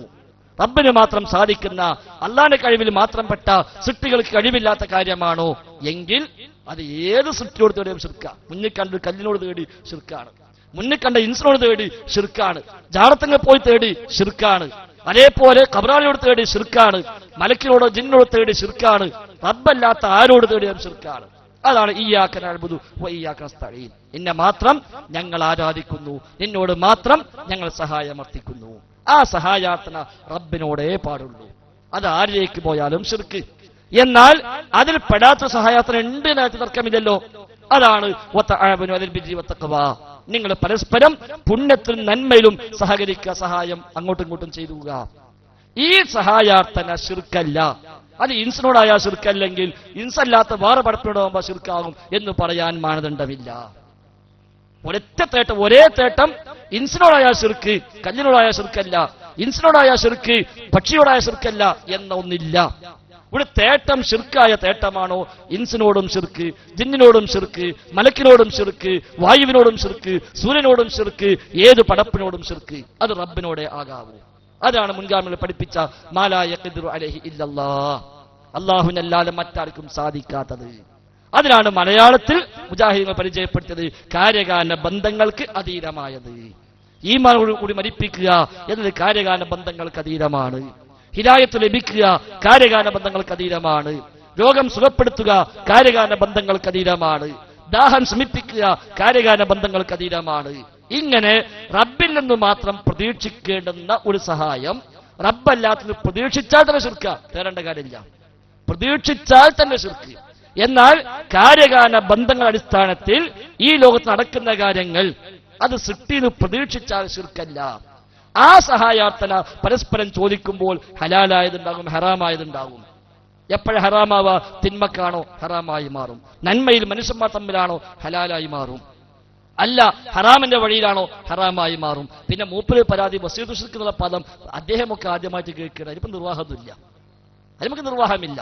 വസീയത്ത് ശിർക്ക് എന്ന പദം ഒരു പക്ഷെ അറബി കേട്ടിട്ടുണ്ടാവില്ല, എന്നാൽ മലയാളത്തിൽ കേട്ടിട്ടുണ്ടാവും. ശിർക്കിലേക്കുള്ള വഴി എന്നേ അർത്ഥമുള്ളൂ. ശിർക്കിലേക്കുള്ള വഴി, ശിർക്കിലേക്കുള്ള മാർഗം. ശിർക്ക് എന്ന് നമ്മൾ എന്ന് കേട്ടോ അന്ന് നമുക്കല്ലോ ശിർക്കിക്ക് ഒരു വഴിയുണ്ട് എന്നുള്ളത് ഉറപ്പല്ലേ? ശിർക്കിലേക്ക് ഒരു വഴിയുണ്ട്. ഇനി പുതിയ വാക്കൊന്നും പറയാം, ഇനി കേൾക്കാത്തപ്പ കേൾക്കുക. വസിയത്തുൽ ഹറാം എന്നൊരു വാക്ക് ഇസ്ലാമിലുണ്ട്. വസിയത്തുൽ ഹറാം എന്താ? ഹറാമിലേക്കുള്ള വഴി. ഒരു കാര്യം ഹറാമാണെങ്കിൽ അതിലേക്ക് എത്തുന്ന എല്ലാ കാര്യങ്ങളും ഹറാമാണ്. ഉദാഹരണം, മദ്യപാനം ഹറാമാണ്. മദ്യപാനം മാത്രമല്ല ഹറാമ്, മദ്യപാനത്തിലേക്ക് എത്താൻ എന്തൊക്കെ സാഹചര്യമുണ്ടോ അതൊക്കെ ഹറാം. മദ്യക്കച്ചവടം ഹറാമാണ്. മദ്യപാനമല്ലേ ഹറാമുള്ളൂ, കച്ചവടം കുഴപ്പമില്ലല്ലോ, പറ്റൂല. മദ്യം വിൽക്കൽ ഹറാമാണ്, മദ്യം വാങ്ങൽ ഹറാമാണ്, മദ്യം ചുമന്നു കൊണ്ടുപോകൽ ഹറാമാണ്, മദ്യം ചെത്തൽ ഹറാമാണ്. ആ നിലയ്ക്ക് മദ്യവുമായി ബന്ധപ്പെട്ട എല്ലാം ഹറാം. എന്തുകൊണ്ട്? അത് ഹറാമിലേക്കുള്ള മാർഗമാണ്. ഏതൊന്നിലേക്ക് എത്തിക്കുമോ അതിന്റെ വിധിയാണ്. ഹറാമിലേക്ക് എത്തിക്കുമെങ്കിൽ അത് ഹറാമാണ്, കറാഹത്തിലേക്ക് എത്തിക്കുമെങ്കിൽ അത് കറാഹത്താണ്, വാജിബിലേക്ക് എത്തിക്കുമെങ്കിൽ അത് വാജിബാണ്. വാജിബിലേക്ക് എത്തിക്കുമെങ്കിൽ വാജിബാണ്. ഒരു കാര്യം നിർബന്ധം എന്ന് പറഞ്ഞാൽ അത് ചെയ്യാൻ എന്തൊക്കെ അനിവാര്യമായി ഉണ്ടാകണോ അതൊക്കെ നിർബന്ധമാണ്. നിസ്കരിക്കൽ നിർബന്ധമാണ്. അതുകൊണ്ട് നിസ്കരിക്കാൻ ആവശ്യമായ എന്തെല്ലാം ഉണ്ടോ അതൊക്കെ നിർബന്ധ. അവിടുത്തെ മടക്കൽ നിർബന്ധമാണ്. വുളൂ ചെയ്യൽ നിർബന്ധമാണ്. ഖിബിലക്ക് മുന്നിടൽ നിർബന്ധമാണ്. എന്തുകൊണ്ട്? ഫർളായ നിസ്കാരം നിർവഹിക്കണമെങ്കിൽ ഇതൊക്കെ വേണം. അപ്പൊ ഒരു കാര്യം നിർബന്ധമാണെന്ന് പറഞ്ഞാൽ അതിലേക്ക് എത്തിക്കുന്നതിനെ വസിയത്തുൻ ഇലൽ വാജിബ് അല്ലെങ്കിൽ മാ യുഅദ്ദി ഇലൽ വാജിബ് എന്നൊക്കെ പണ്ഡിതന്മാർ പ്രയോഗിച്ചിട്ടുണ്ട്. അതുകൊണ്ട് ഞാൻ ആ വാക്ക് പണ്ട് കേട്ടിട്ടില്ല എന്ന് പറഞ്ഞ അർത്ഥമില്ല. ഇനി എന്റെ വാക്കിന്ന് കേട്ടൊരു പ്രയാസം ഉണ്ടെങ്കിൽ നിങ്ങൾക്ക് പത്തപ്പയ്യൻ സംവാദം കേട്ടാൽ മതി. 2013 നവംബർ 25 നടന്ന പത്തപ്പയ്യൻ സംവാദത്തിൽ അബ്ദുറഹ്മാൻ സലഫി തന്നെ കിതാബ് വായിച്ചിങ്ങനെ പറയുന്നുണ്ട്, വസിയത്തുൻ ഇല ശിർക്കി മിൻഹാ മാ ഹുവ ശിർകുൻ വ മിൻഹാ മാ ഹുവ വസിയത്തുൻ ഇല ശിർക്കി എന്ന വാക്ക് അബ്ദുറഹ്മാൻ സലഫി തന്നെ കിതാബ് വായിച്ച് പറയുന്ന ആ സംവാദം പോയി കേട്ടാൽ നിങ്ങൾക്ക് വ്യക്തമാകും. അതുകൊണ്ട് ഞാൻ ആദ്യം കേട്ടിട്ടില്ല എന്ന വാക്ക് അതുകൊണ്ട് കാര്യം ഇല്ലാതാവൂല. ഒരു പക്ഷെ അറബി കേട്ടിട്ടുണ്ടാവില്ല, മലയാളത്തിൽ ഏതൊന്നിലേക്ക് എത്തിക്കുന്നുവോ അതിന് പറയുന്ന പേരാണ് വസീല എന്നുള്ളത്. ശരി, നിങ്ങൾ ബാക്കി പറഞ്ഞോളൂ. സുവനീർ പോലുള്ള സാധനങ്ങളൊക്കെ മൂത്ത് പണ്ഡിതന്മാരെ വലിച്ചെറിയണം എന്നൊക്കെ ചിലപ്പോ നിങ്ങൾ പഠിച്ചിട്ടുണ്ടാവും. ഞങ്ങൾ അങ്ങനെ പഠിച്ചിട്ടില്ല. നിങ്ങൾ പഠിക്കണം, നിങ്ങൾ പഠിക്കണം. ആദരിക്കുകയും അല്ല, ബഹുമാനിക്കുകയും ചെയ്യാന്നാണ് ഞങ്ങൾ ഒരു മിനിറ്റ്, ഒറ്റ മിനിറ്റ്. അല്ലല്ല, തരാം, സമയം തരാം, ചോദ്യങ്ങൾ ചോദിച്ചോളി. പക്ഷേ ഈ വക ശുദ്ധ കളവ് മുവഹിദുകളെ നേരെ എഴുതിയിട്ട് ഇത് നിങ്ങളെ കൊണ്ട് പ്രചരിപ്പിക്കുമ്പോ അവിടെ പോയിട്ട് ചോദിക്കണം, എന്ത് ഇതിനാണോ നിങ്ങൾ ഞങ്ങളെ പ്രചരിപ്പിച്ചത്, ഇതിനാണോ നിങ്ങൾ പറഞ്ഞയച്ചത്, ഇത് എഴുതിയിട്ട് ഈ കളവും കൊണ്ടാണ് ഞങ്ങൾ വിട്ടത് എന്ന് ചോദിക്കണം. അതാണ് മോത്തിടുന്നത്. ചിലപ്പോൾ വേണ്ടുന്നാല് അതിനപ്പുറം വേണ്ടിവരും. അതാണ് ഇസ്ലാമിനെ ഇപ്പൊ ഇല്ലാത്തവരും പ്രചരിപ്പിക്കുകയാണെങ്കിൽ, ഇപ്പൊ ഇസ്ലാമിക ഭരണം ഉണ്ടെങ്കിൽ അവിടേക്ക് അതിനപ്പുറം വേണ്ടിവരും. ഇവിടെ ഇസ്ലാമിക ഭരണം ഇല്ലാത്തതുകൊണ്ട് നമ്മൾ അത് പറഞ്ഞിട്ടില്ല എന്നുള്ളൂ. അഞ്ഞു ചോദിച്ചു, ഇത് ഉത്തരമല്ല, നിങ്ങൾ പറഞ്ഞ പ്രതികരണത്തിലുള്ള മറുപടിയാണ്. അതായത് ഇപ്പൊ ഫൈസൽ മുസ്ലിയാർ പറഞ്ഞതുപോലെ ശിർക്കിലേക്ക് എത്തിക്കാൻ വഴി വേണമെന്ന് പറഞ്ഞു. ആ വഴി വേണ്ട, മൊയ്തി ഷേഖിന് ഇപ്പൊ പറയുന്നത് കേൾക്കാം എന്ന് വിശ്വസിക്കുമ്പോൾ അത് ശിർക്കായി. മൊയ്തി ഷേഖ് ഞാൻ പറയുന്നത് കേൾക്കുന്നു എന്ന് വിശ്വസിച്ച ശിർക്കായി. മൊയ്തി ഷേഖ് എന്നെ കാണുന്നു എന്ന് വിശ്വസിച്ച ശിർക്കായി. നിങ്ങൾ എവിടെ നിന്ന് ഈ വഴി പഠിച്ചത്? വഴി ഇല്ലാതെ ശിർക്ക് വരും ഇല്ലയോ? നിങ്ങൾ എന്തൊക്കെ മണ്ടത്തരങ്ങളാണ് ഇവിടെ വിളിച്ചു പറയുന്നത്? വഴി വേണ്ട, ശിർക്കിലേക്ക് ഇപ്പൊ ജാറം പണിത് വെച്ചു, അതൊരു വഴിയാണ്, ശരിയാണ്, അത് വഴി പക്ഷേ വഴി സംഭവിച്ചു. മൗലവി പറഞ്ഞെന്താണ്, മുസ്ലിം പറഞ്ഞെന്താണ്, ശിർക്കിലേക്ക് എത്തിക്കാൻ വഴി വേണ്ട, ഇല്ലാതെ തന്നെ ശിർക്കാവും. എന്റെ വിശ്വാസം മാറിയാൽ ശിർക്കാവും. പക്ഷെ ഇവിടെ നിന്ന് പറയാണ് വഴി വേണം, വഴി വേണമെന്ന് നിർബന്ധമില്ല. അതുണ്ട്, പറഞ്ഞിട്ടില്ല. പറഞ്ഞു, വെറുതെ സമയം വേണ്ട, ബാക്കടിച്ചു ചോദിക്കോ, എന്തിനാ വെറുതെ സമയം കഴിയുന്നത്? അങ്ങനത്തെ വിഷയമല്ല പറഞ്ഞു. ഇവിടെ ശിർക്ക് എന്ന് നമ്മൾ എന്ന് കേട്ടോ അന്ന് നമുക്കറിയാം ശിർക്കിലേക്ക് വഴി ഉണ്ടാവും. അതാ പറഞ്ഞത്. ശിർക്ക് എന്ന പദം ലോകത്ത് ആദ്യം ഉണ്ടായ ശിർക്കല്ല, ലോകത്ത് ആദ്യം വസീയത്തു ശിർക്കല്ല. അതും പഠിപ്പിച്ചുതരാം. ലോകത്ത് ആദ്യം ഉണ്ടായ ശിർക്കല്ല വസീയത്തു ശിർക്ക്. എങ്ങനെയാണെന്നറിയോ? നൂഹ് നബിയുടെ ജനതയിലാണല്ലോ നമ്മൾ ശിർക്ക് ലോകത്ത് ആദ്യം ഉണ്ടായത്. ആ നൂഹ് നബിയുടെ ജനത ശിർക്ക് ചെയ്തതിന് മുമ്പ് ചെയ്ത പണി എന്താ? മഹാന്മാരുടെ രൂപമുണ്ടാക്കി വെച്ചു. മഹാന്മാരുടെ രൂപമുണ്ടാക്കി വെച്ചു. ഇബ്നു അബ്ബാസ് പറയുന്നു, ഫലം തുഅബദ്, അന്ന് ആരാധിക്കപ്പെട്ടിട്ടില്ല. അന്ന് ആരാധിക്കപ്പെട്ടിട്ടില്ല. അന്ന് മഹാന്മാരുടെ രൂപമുണ്ടാക്കി വെച്ചു, ഇബാദത്തില്ല. അന്ന് ശിർക്കില്ല. ഈ രൂപമുണ്ടാക്കൽ എന്തായി? ശിർക്കിലേക്കുള്ള വഴിയായി. സുമ്മ ഹത്താ ഇദാ ഹലക ഉലൈക, ആ ഉണ്ടാക്കി വെച്ച ജനവിഭാഗം മരിച്ചുപോയി. വതനസ്സഖൽ ഇൽമു, ഇതിനെപ്പറ്റി കൃത്യമായ അറിവ് ഇല്ലാത്ത തലമുറകൾ പിന്നീട് വന്നു. അപ്പോൾ ഉബിദത്ത്, അവർ ആരാധിക്കപ്പെട്ടു. അപ്പൊ പിന്നെയാണ് ഈ ഭാഗത്തുണ്ടായത്. ഒരു തലമുറ വദ്ദിന്റെയും സുവായിന്റെയും ഒക്കെ രൂപമുണ്ടാക്കി വെച്ചു. അത് ശിർക്കിലേക്കുള്ള വസീലയാണ്, മാർഗമാണ്. അപ്പൊ ആദ്യമുണ്ടായത് ശിർക്കിലേക്കുള്ള മാർഗ, വസീയത്തു ശിർക്ക് ആദ്യം ഉണ്ടായത്. പിന്നെ തലമുറ മാറി വന്നപ്പോഴാണ് ആ രൂപത്തെ ആരാധിക്കാൻ തുടങ്ങിയത്. അപ്പോഴാണ് ശിർക്കുണ്ടായത്. അപ്പൊ ലോകത്ത് ശിർക്കുണ്ടാകുന്നതിന് മുമ്പ് വസീയത്തു ശിർക്ക് ഉണ്ടായിട്ടുണ്ട്. പിന്നെ തലമുറ കഴിഞ്ഞിട്ടാണ് ശിർക്കുണ്ടാകുന്നത്. അതിനർത്ഥം വസീല ഉണ്ടെങ്കിലേ ശിർക്കാവൂ എന്നുള്ളതല്ല. എന്നാൽ ശിർക്കിലേക്ക് എത്തിക്കുന്ന വഴികൾ നിങ്ങൾ പറഞ്ഞല്ലോ. വസീയത്തു ശിർക്ക് ഞാൻ കേട്ടിട്ടില്ല, അതുകൊണ്ട് ഞാൻ പറഞ്ഞത് ശിർക്ക് എന്ന ഒന്ന് ലോകത്ത് എന്നുണ്ടോ അന്ന് വസീലയും ഉണ്ട്, അല്ല അതിന് മുമ്പുണ്ട്. അതിനാണ് നൂഹ് നബിയുടെ കാര്യം പറഞ്ഞത്. ശിർക്ക് ഉണ്ടാകുന്നതിന് മുമ്പേ തന്നെ വസീയത്തു ശിർക്ക്. അപ്പൊ ലോകത്ത് ആദ്യം ഉണ്ടായത് വസീയത്തു ശിർക്കാണ്. പിന്നെ തലമുറകൾ കഴിഞ്ഞപ്പോഴാണ് ശിർക്ക് ഉണ്ടായത്. ശരി, നീ പറഞ്ഞോടെ. അങ്ങനെ മുജാഹിദുകൾ കൃത്യമായ പ്രമാണങ്ങളുടെ അടിസ്ഥാനത്തിൽ ജീവിച്ചിരുന്നപ്പോൾ ഇങ്ങനെ കുറെ വാദങ്ങൾ. ഇപ്പൊ ഒരാൾ പുഴയിൽ ചാവാൻ നേരത്ത് കരയിലുള്ള ജിന്നിനോട് ചോദിച്ചാൽ എന്റെ കൈ പിടിക്കണേ ജിന്നെ എന്ന് പറഞ്ഞാൽ അത് ശിർക്കാവുകയില്ല. ചോദിക്കാൻ ഉണ്ടോ, അതിലുണ്ടോ എന്ന് ചോദിച്ചാൽ മരിക്കാൻ പോണ ആൾക്ക് എവിടെ നിന്നാണെങ്കിലും ഒരു സഹായം കിട്ടുമോ എന്ന് അയാൾ പ്രതീക്ഷിച്ച് ചോദിക്കാതിരിക്കാം, പോട്ടെ. ഇനി ആ വെള്ളത്തിൽ വീണ ആൾക്ക് മരണ സമയത്ത് ചോദിക്കാനുള്ള ഒരു പ്രൊവിഷൻ അള്ളാഹു അല്ലാതെ കൂടെ ഒരാളുടെ കാര്യം പറഞ്ഞു കൊടുക്കുവാണ്. ഇങ്ങനെ ഒരു ജിന്ന അവിടെ ഉണ്ടെങ്കിൽ വിളിച്ചാൽ ശിർക്ക് വരില്ല കേട്ടോ എന്ന് പറഞ്ഞു കൊടുക്കുന്നു. മീൻ പിടിക്കാൻ പോകുന്ന ആൾ ചൂണ്ട തെന്നി വീഴുന്ന സമയത്ത്, ചൂണ്ടയിടാൻ നേരത്ത് തെന്നി വീഴുന്ന സമയത്ത് തൊട്ടടുത്ത ജിന്നിനോട് കൈ പിടിക്കാൻ പറഞ്ഞ അങ്ങനെയുള്ള വാദങ്ങൾ കടന്നു വരുന്നു. ആ കടന്നു വരുന്ന വാദങ്ങൾക്ക് നിങ്ങൾ പറയുന്നത് അൽമനാറിൽ എഴുതിയിട്ടുണ്ട്, അവിടെ എഴുതിയിട്ടുണ്ട്, ഇവിടെ എഴുതിയിട്ടുണ്ട് എന്ന് പറയാതെ പ്രമാണമാണ് പറയേണ്ടത്. ഇപ്പൊ ഞാൻ ഒരു ഉദാഹരണം പറഞ്ഞുതരാം. ഒരുപാട് കിതാബുകൾ മുൻഗാമികൾ രചിച്ചിട്ടുണ്ട്. ഷാഫി ഇമാമായാലും മറ്റുള്ള ഇമാമിങ്ങളായാലും വലിയ വലിയ പണ്ഡിതന്മാർ. ഈ പണ്ഡിതന്മാരുടെ ഉദ്ധരണികളെല്ലാം തന്നെ നമ്മൾ അണ്ണാക്ക് തൊടാതെ ഒരു മുജാഹിദും വിഴുങ്ങാറില്ല. ആ മുജാഹിദുകൾക്ക് കൃത്യമായ അജണ്ടയുണ്ട്. ആ മുജാഹിദുകൾ പറയുന്നത് എന്താ? ഖുർആനിനോടും സുന്നത്തിനോടും യോജിച്ചവ മാത്രമേ നമ്മൾ സ്വീകരിക്കുകയുള്ളൂ. അല്ലാത്ത വെല്ലം തള്ളിക്കാണെന്നാണ് മുജാഹിദുകൾ പഠിച്ചിരിക്കുന്നത്. ഈ പറയുന്ന രീതിയിൽ നിങ്ങൾ ഉദ്ധരിക്കുന്ന ഏത് കിതാബ്, അൽമനാറായിക്കോട്ടെ, മറ്റുള്ള ഇതായിക്കോട്ടെ, മുൻഗാമികൾ പറഞ്ഞതായിക്കോട്ടെ, ക്ലിപ്പിംഗ് ആയിക്കോട്ടെ, എന്തും ആയിക്കോട്ടെ, ഇതിന് പ്രമാണം ചോദിക്കുമ്പോൾ നിങ്ങൾ അതിൽ പറഞ്ഞു ഇതിൽ പറഞ്ഞു അങ്ങനെ എങ്ങനെയാന്ന് പറയാതെ ഇതാണ് പ്രമാണം, മകനെ ഇന്ന സൂറത്തിൽ ഇത്രാമത്തെ ആയത്താണ് പ്രമാണം, അല്ലെങ്കിൽ ഇന്ന ബുഖാരിയിലെ, മുസ്ലിമിലെ, ഇബ്നു മാജയിലെ, നസായിലെ, തുർമുദിയിലെ, ഹാക്കിമിലെ ഹദീസുകളിലെ ഇന്ന ഹദീസ് സ്വഹിയായി വന്ന ഹദീസ് ഇന്നതാണ് പ്രമാണം എന്ന് പറഞ്ഞു കൊടുക്കണം. അതിന് പകരം നിങ്ങളിപ്പോ ചെയ്യുന്നത് എന്താ?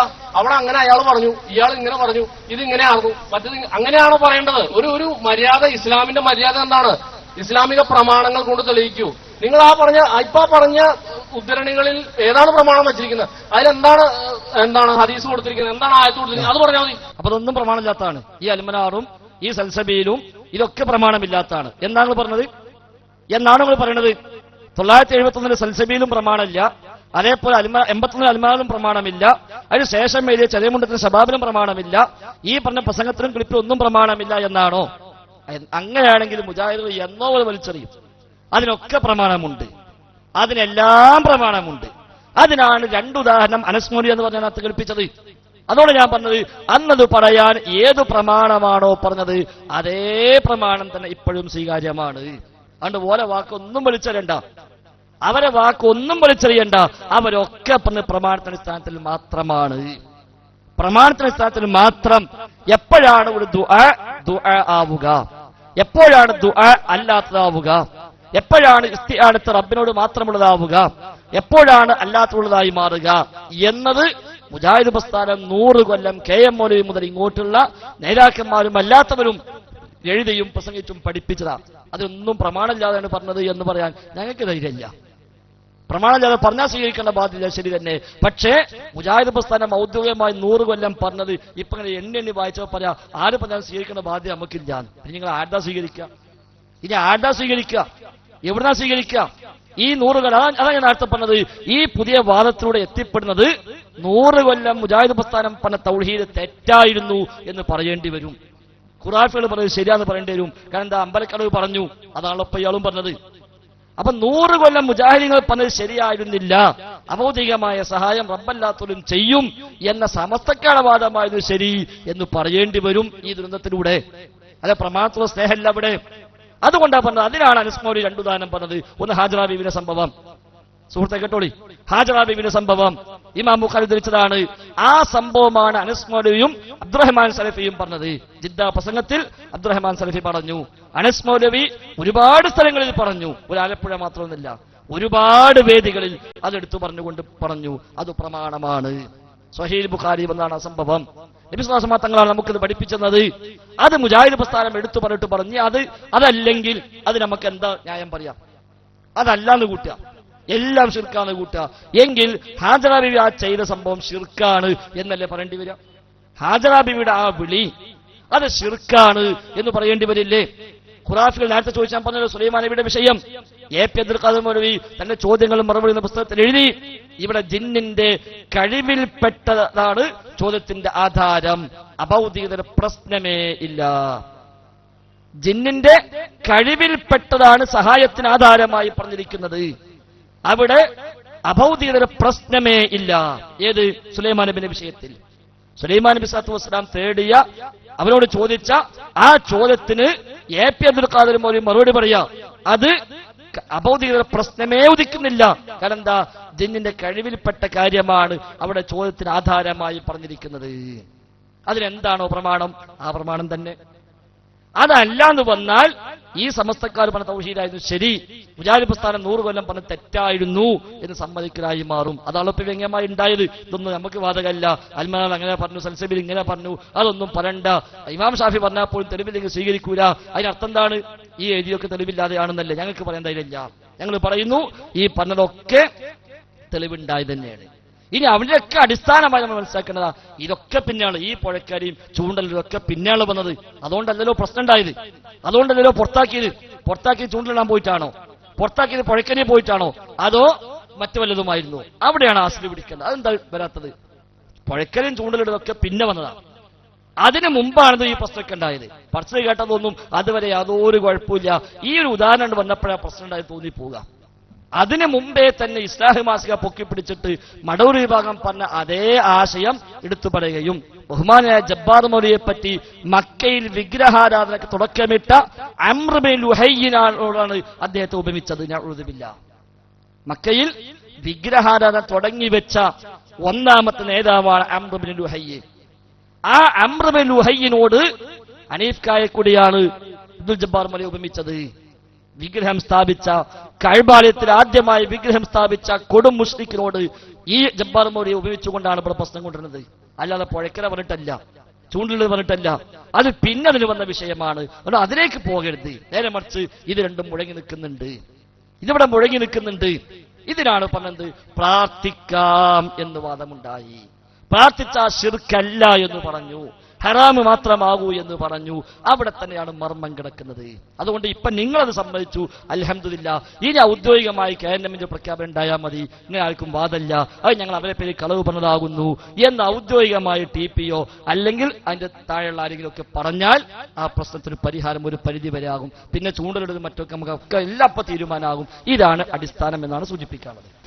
സഹോദരൻ ഫൈസൽ മുസ്ലിയാർ, ഇത് തന്നെയാണ് സുന്നികൾ പറയുന്ന തക്ലീദ്. ഇപ്പൊ ഈ അൽമനാറിൽ കണ്ടതും KM മൗലവി പറഞ്ഞതും അങ്ങനെ ചെയ്തത് ഇങ്ങനെ ചെയ്തത് ഈ പണ്ഡിതൻ പറഞ്ഞത് ഇതെല്ലാം ഞങ്ങൾ വിശ്വസിക്കും, അവരെല്ലാം തെളിവിന് അടിസ്ഥാനത്തിൽ ചെയ്തതാണെന്ന് ഞങ്ങൾ വിശ്വസിക്കും. ഇത് തന്നെയാണ് സുന്നികൾ പറയുന്നത്. 10 ലക്ഷത്തോളം ഹദീസുകൾ ഉണ്ടായിരുന്നു. വളരെ തുച്ഛമായ ആയിരക്കണക്കിനുള്ള ഹദീസുകളെ ഇപ്പോൾ ലഭ്യമായിട്ടുള്ളൂ എന്നും വളരെയധികം ഹദീസുകൾ നഷ്ടപ്പെട്ടു പോയിട്ടുണ്ട്. ആ നഷ്ടപ്പെട്ട ഹദീസുകളിൽ നിന്നുള്ള എല്ലാ വിഷയങ്ങളും നമുക്ക് ഗ്രഹിച്ചെടുക്കാൻ കഴിയില്ല. അതുകൊണ്ട് അത് കിട്ടണമെങ്കിൽ നമ്മൾ എന്ത് ചെയ്യണം? ഈ ഇമാമിയങ്ങളെ തെളിവും ന്യായവും നോക്കാതെ പിൻപറ്റണമെന്നാണ് താങ്കൾ പറയുന്നത്. ഇതുപോലെ തന്നെയാണ് ഇപ്പോ മുജാഹിദുകളുടെ വേദിയിൽ നിന്ന് താങ്കൾ പറയുകയാണ്, ഈ പറയുന്ന പണ്ഡിതന്മാരെ എഴുതിയ തെളിവ് നിരത്താതെയാണെന്ന് ഞങ്ങൾ വിശ്വസിക്കുന്നില്ല. ഇനി സുലൈമാൻ നബിയുടെ ചരിത്രം എടുക്കാം, സൂറത്തുൽ നംലെടുത്തോ, അതിൽ സഹായതേട്ടം നിങ്ങളിപ്പോ ഇദ്ദേഹത്തെ കൊണ്ട് വായിച്ചില്ലേ, ആ സഹായതേട്ടം ആ ആയത്തിൽ എവിടെയെങ്കിലും എനിക്ക് ഇന്നത് ചെയ്തു തരുമോ എന്ന് പറഞ്ഞിട്ടുണ്ടോ, അതെയോ വെല്ലുവിളിയാണോ എന്നാണ് എന്റെ ചോദ്യം. ഹാജറബീവിന്റെ ഞാൻ നിൽക്കാനാണ് ഹാജറബീന്റെ വിഷയം. എന്റെ ചോദ്യം കേട്ട അല്ല, അത് പറയും, ധൃതി കാണിക്കേണ്ടി വരും ഇല്ലാത്ത പറയുമ്പോ. ആദ്യം ഖുർആൻ എടുത്തിട്ട് പിന്നെ ഹദീസ് എടുക്കാം. അല്ല, അത് പറ്റും. ഞാൻ ആദ്യം ഹദീസാ പറഞ്ഞത്. ആദ്യം ഹദീസ് എടുക്കും. നിങ്ങൾ ഖുർആനിലും അല്ല, അങ്ങനെയൊന്നുമില്ല. ഞാൻ ആദ്യം പറഞ്ഞ ഹദീസാണ് പറയുന്നത്. ഖുർആനെ നമുക്ക് ക്ലാരിഫൈ ചെയ്യാം. എന്താണ് ഖുർആനിൽ പറയുന്നത്? ഇവിടെ ഈ നിങ്ങളിപ്പോ ഇദ്ദേഹത്തെ കൊണ്ട് വായിച്ചു സഹായം തേടാൻ പറഞ്ഞിട്ടുണ്ടോ എന്ന് ചോദിച്ചല്ലോ. ഇതേ ചോദ്യം ഞാൻ അങ്ങോട്ട് ചോദിക്കുന്നു, അവിടെ സഹായം തേടാൻ പറഞ്ഞിട്ടുണ്ടോ? താങ്കൾ കാണിക്കാമോ? ഇല്ല, പറഞ്ഞിട്ടില്ല. തെറ്റുകാരനുണ്ടായി അത് AP പറഞ്ഞാൽ ഞാൻ പറഞ്ഞതല്ല. AP അബ്ദുൽ ഖാദിർ മൗലവി ആ ആയത്തന്നെ ആ ആയത്ത് വെച്ചിട്ടാണ് AP അബ്ദുൽ ഖാദിർ പറഞ്ഞത്. ചോദ്യങ്ങൾ മറുപടി എന്ന പുസ്തകത്തിന്റെ 1-ാം വാള്യം 8-ാമത്തെ പേജിൽ AP അബ്ദുൽ ഖാദിർ പറയുന്നു, ജിന്നുകളുടെ കഴിവിൽപ്പെട്ടതാണ് പ്രവർത്തനത്തിന് ആധാരമായി പറഞ്ഞിട്ടുള്ളത്, അഭൗതികതയുടെ പ്രശ്നമേ ഇല്ല. AP പറഞ്ഞത് ശരിയാണെന്ന് പറഞ്ഞത്. AP തക്ലീദ് നിങ്ങളെന്ത് പറഞ്ഞത്? ഇവരെ ആരും തൗഹീദ് തിരിഞ്ഞതല്ല എന്നിപ്പോ പറഞ്ഞത്. നിങ്ങളെ വാദത്തിൽ വരുന്നത് പതാ KM മൗലവിക്കും തൗഹീദ് തിരിഞ്ഞിട്ടില്ല, ഉമർ മൗലവിക്കും തൗഹീദ് തിരിഞ്ഞിട്ടില്ല, APക്കും തൗഹീദ് തിരിഞ്ഞിട്ടില്ല എന്നാണ് ഇപ്പൊ അവസാനം പറഞ്ഞ വാക്കിന് വരുന്നത്. ഞങ്ങൾ പറഞ്ഞത് പറയല്ല പറഞ്ഞത്. അത് പറയല്ല, അവരൊക്കെ പറഞ്ഞത് ശരിയാണ് പറഞ്ഞത്. പ്രമാണമുണ്ട് പറഞ്ഞത്. പ്രമാണമില്ലാതെ സ്വീകരിക്കണം എന്നല്ല. ഇതൊരു മസ്അലന്റെ വിഷയമല്ല, ഇത് അസ്ലിന്റെ വിഷയ, തൗഹീദിന്റെ വിഷയ. ഇതൊരു മസ്അലല്ല. മസ്അല ഒരു പക്ഷെ തെറ്റാം, തൗഹീദ് അങ്ങനെ തെറ്റാൻ പറ്റിയതല്ല. അതുകൊണ്ട് അവരൊക്കെ പറഞ്ഞ തൗഹീദ് ശരിയാണ്. അതുകൊണ്ടാണ് അവർക്ക് പറയാൻ പറ്റിയത് അഭൗതികമായി എപ്പോഴാകും, അല്ലാത്ത എപ്പോഴാകും. അത് തെളിവാണ്. 2 സംഭവം പറഞ്ഞത് അത് ഞാൻ പറഞ്ഞതല്ല. ഇക്കാലം അത്രയും ഈ വിഷയം പറഞ്ഞപ്പോൾ 2 കാര്യം. ഒന്ന് സുലൈമാൻ നബിയുടെ വിഷയം, മുസ്ലിമീൻ, വെല്ലുവിളിയാണ്, സംശയമല്ല, വെല്ലുവിളിയാണ്. അത് നിങ്ങളെക്കാളേറെ ഖുറാഫികൾക്കെതിരെ നമ്മൾ എത്രയോ സ്ഥലത്ത് പറഞ്ഞതാ. പക്ഷേ ഖുറാഫികൾ ചോദിക്കുന്ന അറിയോ, സുലൈമാൻ നബി സ്വല്ലല്ലാഹു അലൈഹി വസല്ലമിന്റെ ഈ ചോദ്യം അഭൗതിക മാർഗത്തിലല്ലേനാ? വെല്ലുവിളി ആയിക്കോട്ടെ, ചോദ്യം ആയിക്കോട്ടെ, എന്തായിക്കോട്ടെ, അഭൗതികമായി സഹായിക്കുന്ന വിശ്വസിക്കാൻ പറ്റൂലല്ലോ. വിശ്വസിക്കാൻ തന്നെ പറ്റൂല. ചോദ്യം പിന്നല്ലേ, ചോദ്യം ആവശ്യമില്ല. നമ്മൾ പറഞ്ഞത് ചോദിക്കേണ്ട കാര്യമില്ല, തേടേണ്ട കാര്യമില്ല. അഭൗതികമായി സഹായിക്കുമെന്ന് വിശ്വസിച്ചതാണ് ശിർക്കായി നടന്നത്. ഒരാൾക്ക് ഒന്നും ചെയ്യാൻ കഴിയില്ല, സഹായിക്കാനും കഴിയില്ല, ഒരു പ്രവർത്തനം പ്രവർത്തിക്കാനും കഴിയില്ല അഭൗതികമായിട്ട്. അതുകൊണ്ടാണ് സമസ്തക്കാർ ചോദിച്ചത്, നിങ്ങൾ പറയുന്നു ജിന്നിന്റെ കഴിവ് അഭൗതികമാണ്, സുലൈമാൻ നബി ജിന്നോട് ചോദിച്ചുവെന്നും നിങ്ങൾ പറയുന്നു, അപ്പൊ അഭൗതികമായ ചോദ്യം വന്നില്ലേന. അതിനാണ് കായക്കുടിക്ക് പറയാൻ കിട്ടാതെ പോയത്. അപ്പോഴാണ് മൂപ്പർ എന്ത് പറഞ്ഞത്? അഭൗതികമായി സഹായിക്കുമെന്ന് വിശ്വസിച്ചാൽ ശിർക്കല്ല, തേടിയ ശിർക്കാണ്. സിഹിർ വിഷയം വന്നപ്പോ അനസ് മൗലവിക്ക് പേരാമ്പ്രം വെച്ചും പറയേണ്ടി വന്നു ഇതേ ന്യായം. എന്നാൽ അവിടെ AP പറഞ്ഞ മറുപടിയാണ് ശരി നടന്നത്. AP അബ്ദുൽ ഖാദിർ മൗലവി പറഞ്ഞ മറുപടിയാണ് ശരി. എന്താണ് മറുപടി? ഇവിടെ ജിന്നിന്റെ കഴിവിൽപ്പെട്ട കാര്യമാണ് ഈ പ്രവർത്തനത്തിന് ആധാരമായി പറഞ്ഞത്. അതുകൊണ്ട് അഭൗതിക പ്രശ്നം ഉദിക്കുന്നില്ല. അവിടെ സുലൈമാൻ നബി ചോദിച്ചാലും കുഴപ്പമില്ല, ചോദിച്ചില്ലെങ്കിലും കുഴപ്പമില്ല, പ്രതീക്ഷിച്ചാലും കുഴപ്പമില്ല, പ്രതീക്ഷിച്ചില്ലെങ്കിലും കുഴപ്പമില്ല. കാരണം എന്താ? കഴിവിൽപ്പെട്ട കാര്യമാണ് പ്രവർത്തനത്തിന് ആധാരമായി പറഞ്ഞത്. ഇനി ആദാബിന്റെ സംഭവമോ? അവിടെ അഹിസ്, നീ സഹായിക്കണേ, ഇൻകാന ഇൻദക വവാ, നിന്റെ പക്കൽ വല്ല സഹായവും ഉണ്ടെങ്കിൽ നീ സഹായിക്കണേ. ഇത് ഹാജറ ബീവി ശിർക്ക് ചെയ്തതല്ല, ഹാജറ ബീവി അഭൗതികമായി തേടിയതല്ല. അവിടെ അഭൗതിക പ്രശ്നം ഉദിക്കുന്നില്ല, നേരെ മറിച്ച് ശബ്ദം കേൾക്കുന്നു. ആ ശബ്ദം കേട്ട ഭാഗത്തേക്ക് തിരിഞ്ഞുകൊണ്ട് വല്ല സഹായം ചെയ്യാൻ പറ്റോ, നീ സഹായിക്കൂ എന്ന് പറഞ്ഞു. ഇത് അഭൗതികമായ തേട്ടമല്ല, അഭൗതിക പ്രതീക്ഷയല്ല എന്ന് അത് വെച്ചിട്ടാണ് അനസ് മൗലവി വിശദീകരിച്ചത്. അതാണ് ഞാൻ നേരത്തെ പറഞ്ഞത്. അനസ് മൗലവി അപ്പറഞ്ഞതിനും ഉമർ മൗലവിയുടെ സൽസബീലിൽ വന്നതിനുമെല്ലാം എന്താണോ പ്രമാണം, ആ പ്രമാണം 100% പ്രമാണമാണ്. അതുകൊണ്ട് അവര് പറഞ്ഞത് ആ വിഷയത്തിൽ ശരിയാണ്. നിങ്ങൾ പറഞ്ഞെന്താ? ഓരൊക്കെ പറഞ്ഞത് നമുക്ക് തെളിവിൽ എടുക്കേണ്ട ആവശ്യമില്ലാതാ. അതിനർത്ഥം അവരൊക്കെ ഈ വിഷയത്തിൽ പറഞ്ഞ അബദ്ധമായിരുന്നു എന്നാണല്ലോ. ഞങ്ങൾ പറഞ്ഞ ഈ വിഷയത്തിൽ അവർക്ക് അബദ്ധം പറ്റിയിട്ടില്ല. KM മൗലവി മുതൽ ഇങ്ങോട്ടുള്ള മുജാഹിദ് പ്രസ്ഥാനത്തിന്റെ മുൻകാല നേതാക്കന്മാർക്ക് ഒരാൾക്കും ഈ ഭൗതികം വേർതിരിക്കുന്നിടത്ത് ഒരബദ്ധവും പറ്റിയിട്ടില്ല. എന്നാൽ പുതിയ വാദം മടൂർ വിഭാഗം കൊണ്ടുവന്ന അബ്ദുസ്സലാം സ്വലമി പ്രചരിപ്പിച്ച ആ വാദം ഏറ്റെടുത്തപ്പോൾ എത്തിപ്പെട്ട അപകടമാണെന്ത്? അവർക്കെല്ലാം തൗഹീദിൽ തെറ്റിയെന്ന് പറയൽ. അതുകൊണ്ടാണല്ലോ MP അബ്ദുൽ ഖാദിർ കരുമ്പയിൽ പറഞ്ഞത് ഉമർ മൗലവിക്ക് തൗഹീദിൽ തെറ്റിയിട്ടുണ്ട്, ഉമർ മൗലവിക്ക് തൗഹീദിൽ തെറ്റുപറ്റിയിട്ടുണ്ട് എന്ന് അബ്ദുൽ ഖാദിർ കരുമ്പയിൽ പറഞ്ഞു. ഇപ്പൊ നിങ്ങൾക്കും വ്യംഗ്യമായിട്ടാണ് പറയേണ്ടി വന്നു, ഒരൊക്കെ പറഞ്ഞ ഞങ്ങൾ അംഗീകരിക്കുന്ന പ്രമാണമില്ലെങ്കിൽ. അതിനർത്ഥം എന്താ? ഒരൊക്കെ പറഞ്ഞ പ്രമാണ വിരുദ്ധമാണെന്നല്ലേ? ഞങ്ങൾ പറയുന്ന ഒരൊക്കെ പറഞ്ഞ പ്രമാണ വിരുദ്ധമല്ല, പ്രമാണത്തിന്റെ അടിസ്ഥാനത്തിൽ തന്നെയാണ് പറഞ്ഞത്, ഖുർആനും ഹദീസും പഠിച്ചു തന്നെയാണ് പറഞ്ഞത്. അതിനർത്ഥം അവർ തഖ്ലീദ് ചെയ്യുന്നുവെന്നല്ല. ഇത് വിശ്വാസ മേഖലയാണ്, ഇത് ഒരിക്കലും മസ്അലയല്ല, ഏതെങ്കിലും ഫുറൂഇയായ ശാഖാപരമായ വിഷയമല്ല. ഇത് അടിസ്ഥാനമാണ്. 100 കൊല്ലം മുജാഹിദ് പ്രസ്ഥാനം ഔദ്യോഗികമായി ഈ സമൂഹത്തോട് പ്രമാണം അടിസ്ഥാനമാക്കി പഠിപ്പിച്ച വിഷയമാണ്. എന്ത്? അഭൗതികത കൽപ്പിച്ചുകൊണ്ട് തേട്ടമാണ് പ്രാർത്ഥന. ആ കഴിവ് അല്ലാഹ്ക്കേ ഉള്ളൂ, സൃഷ്ടികളിൽ ആർക്കുമില്ല. കുഞ്ഞീദ് മദനി റഹിമഹുല്ലാ അല്ലാഹുവിന്റെ ഔലിയാക്കൾ എന്ന പുസ്തകത്തിൽ, ഇസ്ലാമിന്റെ ജീവൻ എന്ന പുസ്തകത്തിൽ, ഇസ്ലാമിന്റെ അടുത്ത തൗഹീദ് എന്ന പുസ്തകത്തിൽ, ആ 3 പുസ്തകങ്ങളിൽ അദ്ദേഹം ആവർത്തിച്ചെഴുതി, ഇതാണ് ഇസ്ലാമിന്റെ അടുത്ത തൗഹീദ്. അത് അദ്ദേഹം എഴുതി, അഭൗതികമായ കഴിവുകൾ ലോകരക്ഷിതാവായ അള്ളാഹുവിന് മാത്രം. കണ്ടോ, വായിച്ചതാ. ഭൗതികമായ മാർഗത്തിൽ ഗുണമാശിച്ചുകൊണ്ടും ദോഷം ഭയപ്പെട്ടുകൊണ്ടും ഒരു വ്യക്തിയോട് നാം എന്തു തന്നെ താഴ്മയും ബഹുമാനവും പ്രകടിപ്പിച്ചാലും അത് അങ്ങേ അറ്റത്തെ താഴ്മയും ബഹുമാനവുമാകുന്നില്ല എന്നതാണ് പരമാർത്ഥം. എങ്ങനെ? ഭൗതികമായ മാർഗത്തിൽ ഗുണമാശിച്ചുകൊണ്ടും ദോഷം ഭയപ്പെട്ടുകൊണ്ടും ഒരു വ്യക്തിയോട് നാം എന്തു തന്നെ താഴ്മയും ബഹുമാനവും പ്രകടിപ്പിച്ചാലും അത് അങ്ങേ അറ്റത്തെ താഴ്മയും ബഹുമാനവുമാകുന്നില്ല എന്നതാണ് പരമാർത്ഥം. ഭൗതികമായ കാരണങ്ങളാലുള്ള വിധേയത്വം, ആദരവ്, സ്നേഹം, ഭയം മുതലായവയുടെ അവസ്ഥയും അപ്രകാരം തന്നെ. അതുകൊണ്ട് അതൊന്നും ആരാധനയാകുന്ന പ്രശ്നമില്ല, ആരാധനയാകുന്ന പ്രശ്നമില്ല എന്നൊരു പറയാം.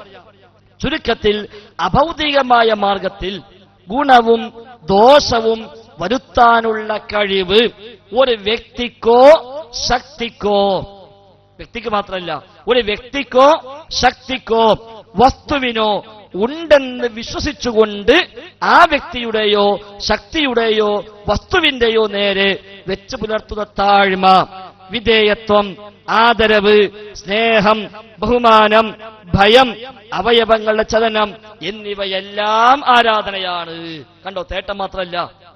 അഭൗതികമായ മാർഗത്തിൽ ഗുണം ചെയ്യാനോ ദോഷം വരുത്താനോ കഴിവ് വ്യക്തിക്കോ ശക്തിക്കോ വസ്തുവിനോ ഉണ്ടെന്ന് വിശ്വസിച്ചുകൊണ്ട് അതിനു മുമ്പിൽ അർപ്പിക്കുന്ന വിനയം, സ്നേഹം, ഭയം, വിധേയത്വം, അവയവങ്ങളുടെ ചലനം എന്നിവയെല്ലാം ആരാധനയാണ്.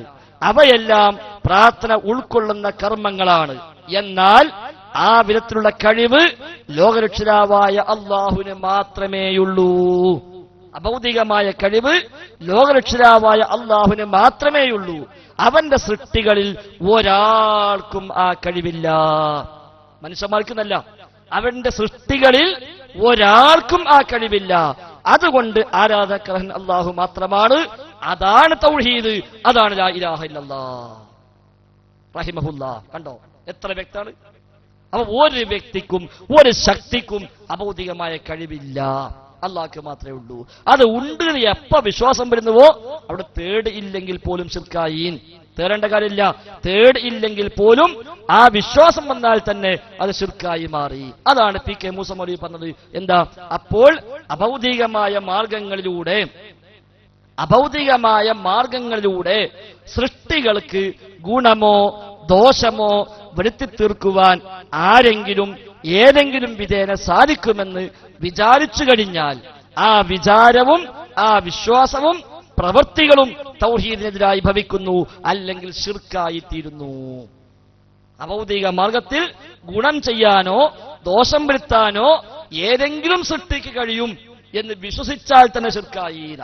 കായക്കുടി പറഞ്ഞോ വിശ്വസിച്ചാൽ ശിർക്കില്ല, തേടിയാലേ ശിർക്കുള്ളൂ. അതൊന്ന് കേൾപ്പിക്കും. കായക്കുടി പറഞ്ഞ ഭാഗം ഇവരൊക്കെപ്പം ഇങ്ങനെ കേൾക്കുള്ളൂ. ആ സമയം ഇക്കൊണ്ടൊന്നും നല്ലതാ. ഇന്ന് രാത്രി ഉറക്കം വരില്ലാന്നേ ഉള്ളൂ. എന്നാലും ഇത് കേൾക്കണങ്ങളൊക്കെ. ചോദ്യം ചോദിച്ചതും കുഴപ്പമില്ല, അത്യാവശ്യം നയിക്കണം. അതുകൊണ്ട് നിങ്ങൾ കേൾക്കി. മൂവാറ്റുപുഴ സംഭവത്തിൽ കായക്കുടി പറഞ്ഞു, ഒരു അള്ളാഹു അല്ലാത്ത വേറൊരാൾക്ക് അഭൗതിക കഴിവുണ്ട് നമ്മൾ വിശ്വസിച്ചു, ഈ തേടിയിട്ടില്ല, എന്നാൽ അത് ശിർക്കാണോ അല്ലേ? എന്താ ഞങ്ങൾ പറഞ്ഞത്? സിഹിർ ചെയ്യുന്ന ആൾ അയാൾ ജിന്നിനോട് സഹായം തേടുന്നു, അത് ശിർക്കാണ്. അത് ശിർക്കാണ്. ആ ജിന്നിനെ അയാൾ ഉപയോഗപ്പെടുത്തുന്നുവെങ്കിൽ ആ ജിന്നിനെ അയാൾ ഉപയോഗപ്പെടുത്തുന്നു. അത് ഉപയോഗപ്പെടുത്തി ആ ജിന്ന് ഏതെങ്കിലും തരത്തിൽ ജിന്നിന്റെ കഴിവിൽപ്പെട്ട ഉപദ്രവങ്ങൾ അയാൾ അനുസരിച്ച് ചെയ്യും എന്ന് വിശ്വസിക്കുന്ന ശിർക്കല്ല. അതാ ഞങ്ങളോട് നേരത്തെ മലക്കുകൾ ഉദാഹരണം പറഞ്ഞത്. ഖുർആൻ പറഞ്ഞു. ഇപ്പൊ ഞാൻ പറഞ്ഞപ്പോഴാ തക്ബീർ ഓർമ്മയത്. അഭൗതിക മാർഗത്തിൽ അല്ലാഹുവല്ലാത്തവർ സഹായിക്കും, ഉപദ്രവിക്കും എന്ന് വിശ്വസിച്ചാൽ ശിർക്കല്ല. പ്രാർത്ഥിച്ചാലേ ശിർക്കാകൂ എന്ന വാദം എന്തുമാത്രം അപകടകരമാണ്. ജിന്ന് എന്ന വാക്കിന് പകരം മമ്പുറം തങ്ങൾ എന്ന് മാറ്റി വായിക്കുമ്പോഴാണ് ഇവിടെ സംഭവിച്ച വമ്പിച്ച അബദ്ധത്തിന്റെ ആഴം നമുക്ക് മനസ്സിലാവുക. ഹനീഫ് കായക്കൊടിയുടെ വിശദീകരണം അനുസരിച്ച് ഇപ്പോൾ ഇവർക്ക് ശിർക്കാവുന്നത് മമ്പുറം തങ്ങളെ രക്ഷിക്കണേ എന്ന പ്രാർത്ഥന മാത്രമാണ്. മമ്പുറം തങ്ങൾ എന്നെ രക്ഷിക്കും, ഉപദ്രവിക്കും എന്ന് വിശ്വസിച്ചാൽ അത് ശിർക്കാവില്ലത്രേ. അപ്പൊ ചുരുക്കിപ്പോ ഈ ദുരന്തം എന്തുകൊണ്ടുണ്ടായി അവിടെയാണ് നമ്മൾ പറഞ്ഞത്. അപ്പൊ നേരത്തെ പറഞ്ഞ 100 കൊല്ലം മുജാഹിദീങ്ങൾ പറഞ്ഞ ആ ആശയം മാറ്റി പുതിയൊന്ന് കൊണ്ടുവന്നു. ഇവിടെ വ്യക്തമായി നമ്മൾ വായിച്ചു. പിന്നെ കുഞ്ഞിലും അതിന് എഴുതിയത് അഭൗതികമായ കഴിവ് ലോകരക്ഷിതാവായ അള്ളാഹുവിന് മാത്രമേയുള്ളൂ. അവന്റെ പടപ്പുകളിൽ ആർക്കും ആ കഴിവില്ല. പിന്നെ എങ്ങനെ ഇതിന്റെ അഭൗതികായി? പിന്നെ എങ്ങനെ മലക്ക് അഭൗതികായി? പിന്നെ എങ്ങനെ അവ കഴിവുണ്ടെന്ന് വന്നു? അതുകൊണ്ട് ആ അസുലാണ് പഴച്ചത്, ആ അടിസ്ഥാനമാണ് പഴച്ചത്. അല്ലാതെ നേരത്തെ ഹാരിസിനോട് പറഞ്ഞ പോലെ ഇത് കേവലം ഒരു തൗബ കൊണ്ട് തീർക്കാവുന്ന ഒന്നല്ല. ശരി, നിങ്ങൾ ചോദിച്ചോളൂ. ഇവിടെ ചോദ്യം ഇത്രയേ ഉള്ളൂ. അതായത് നമുക്ക് എല്ലാ കാര്യങ്ങൾക്കും മുജാഹിദുകൾ പ്രമാണത്തിനാണ് വില കൽപ്പിക്കുന്നത്. നബി സല്ലല്ലാഹു അലൈഹി വസല്ലം അത് പ്രത്യേകിച്ച് പറഞ്ഞു, എനിക്ക് ശേഷം നിങ്ങൾ ജീവിച്ചിരിക്കുന്നുണ്ടെങ്കിൽ എന്നൊക്കെ പറഞ്ഞിട്ടുണ്ട്. എന്റെ സുന്നത്തിലേക്കും ഖുലഫാവുള്ള സുന്നത്തിലേക്കും നിങ്ങൾ മടക്കണമെന്നും ഖുർആനും സുന്നത്തും ഞാൻ ഉപേക്ഷിച്ചു പോകുന്ന കാര്യങ്ങളിൽ 2 കാര്യങ്ങൾ, ഇവ നിങ്ങൾ മുറുകെ പിടിക്കുന്നിടത്തോളം കാലം നിങ്ങൾ വഴിപഴയ്ക്കുകയില്ല എന്ന് അള്ളാഹുവിന്റെ റസൂൽ പറഞ്ഞിട്ടുണ്ട്.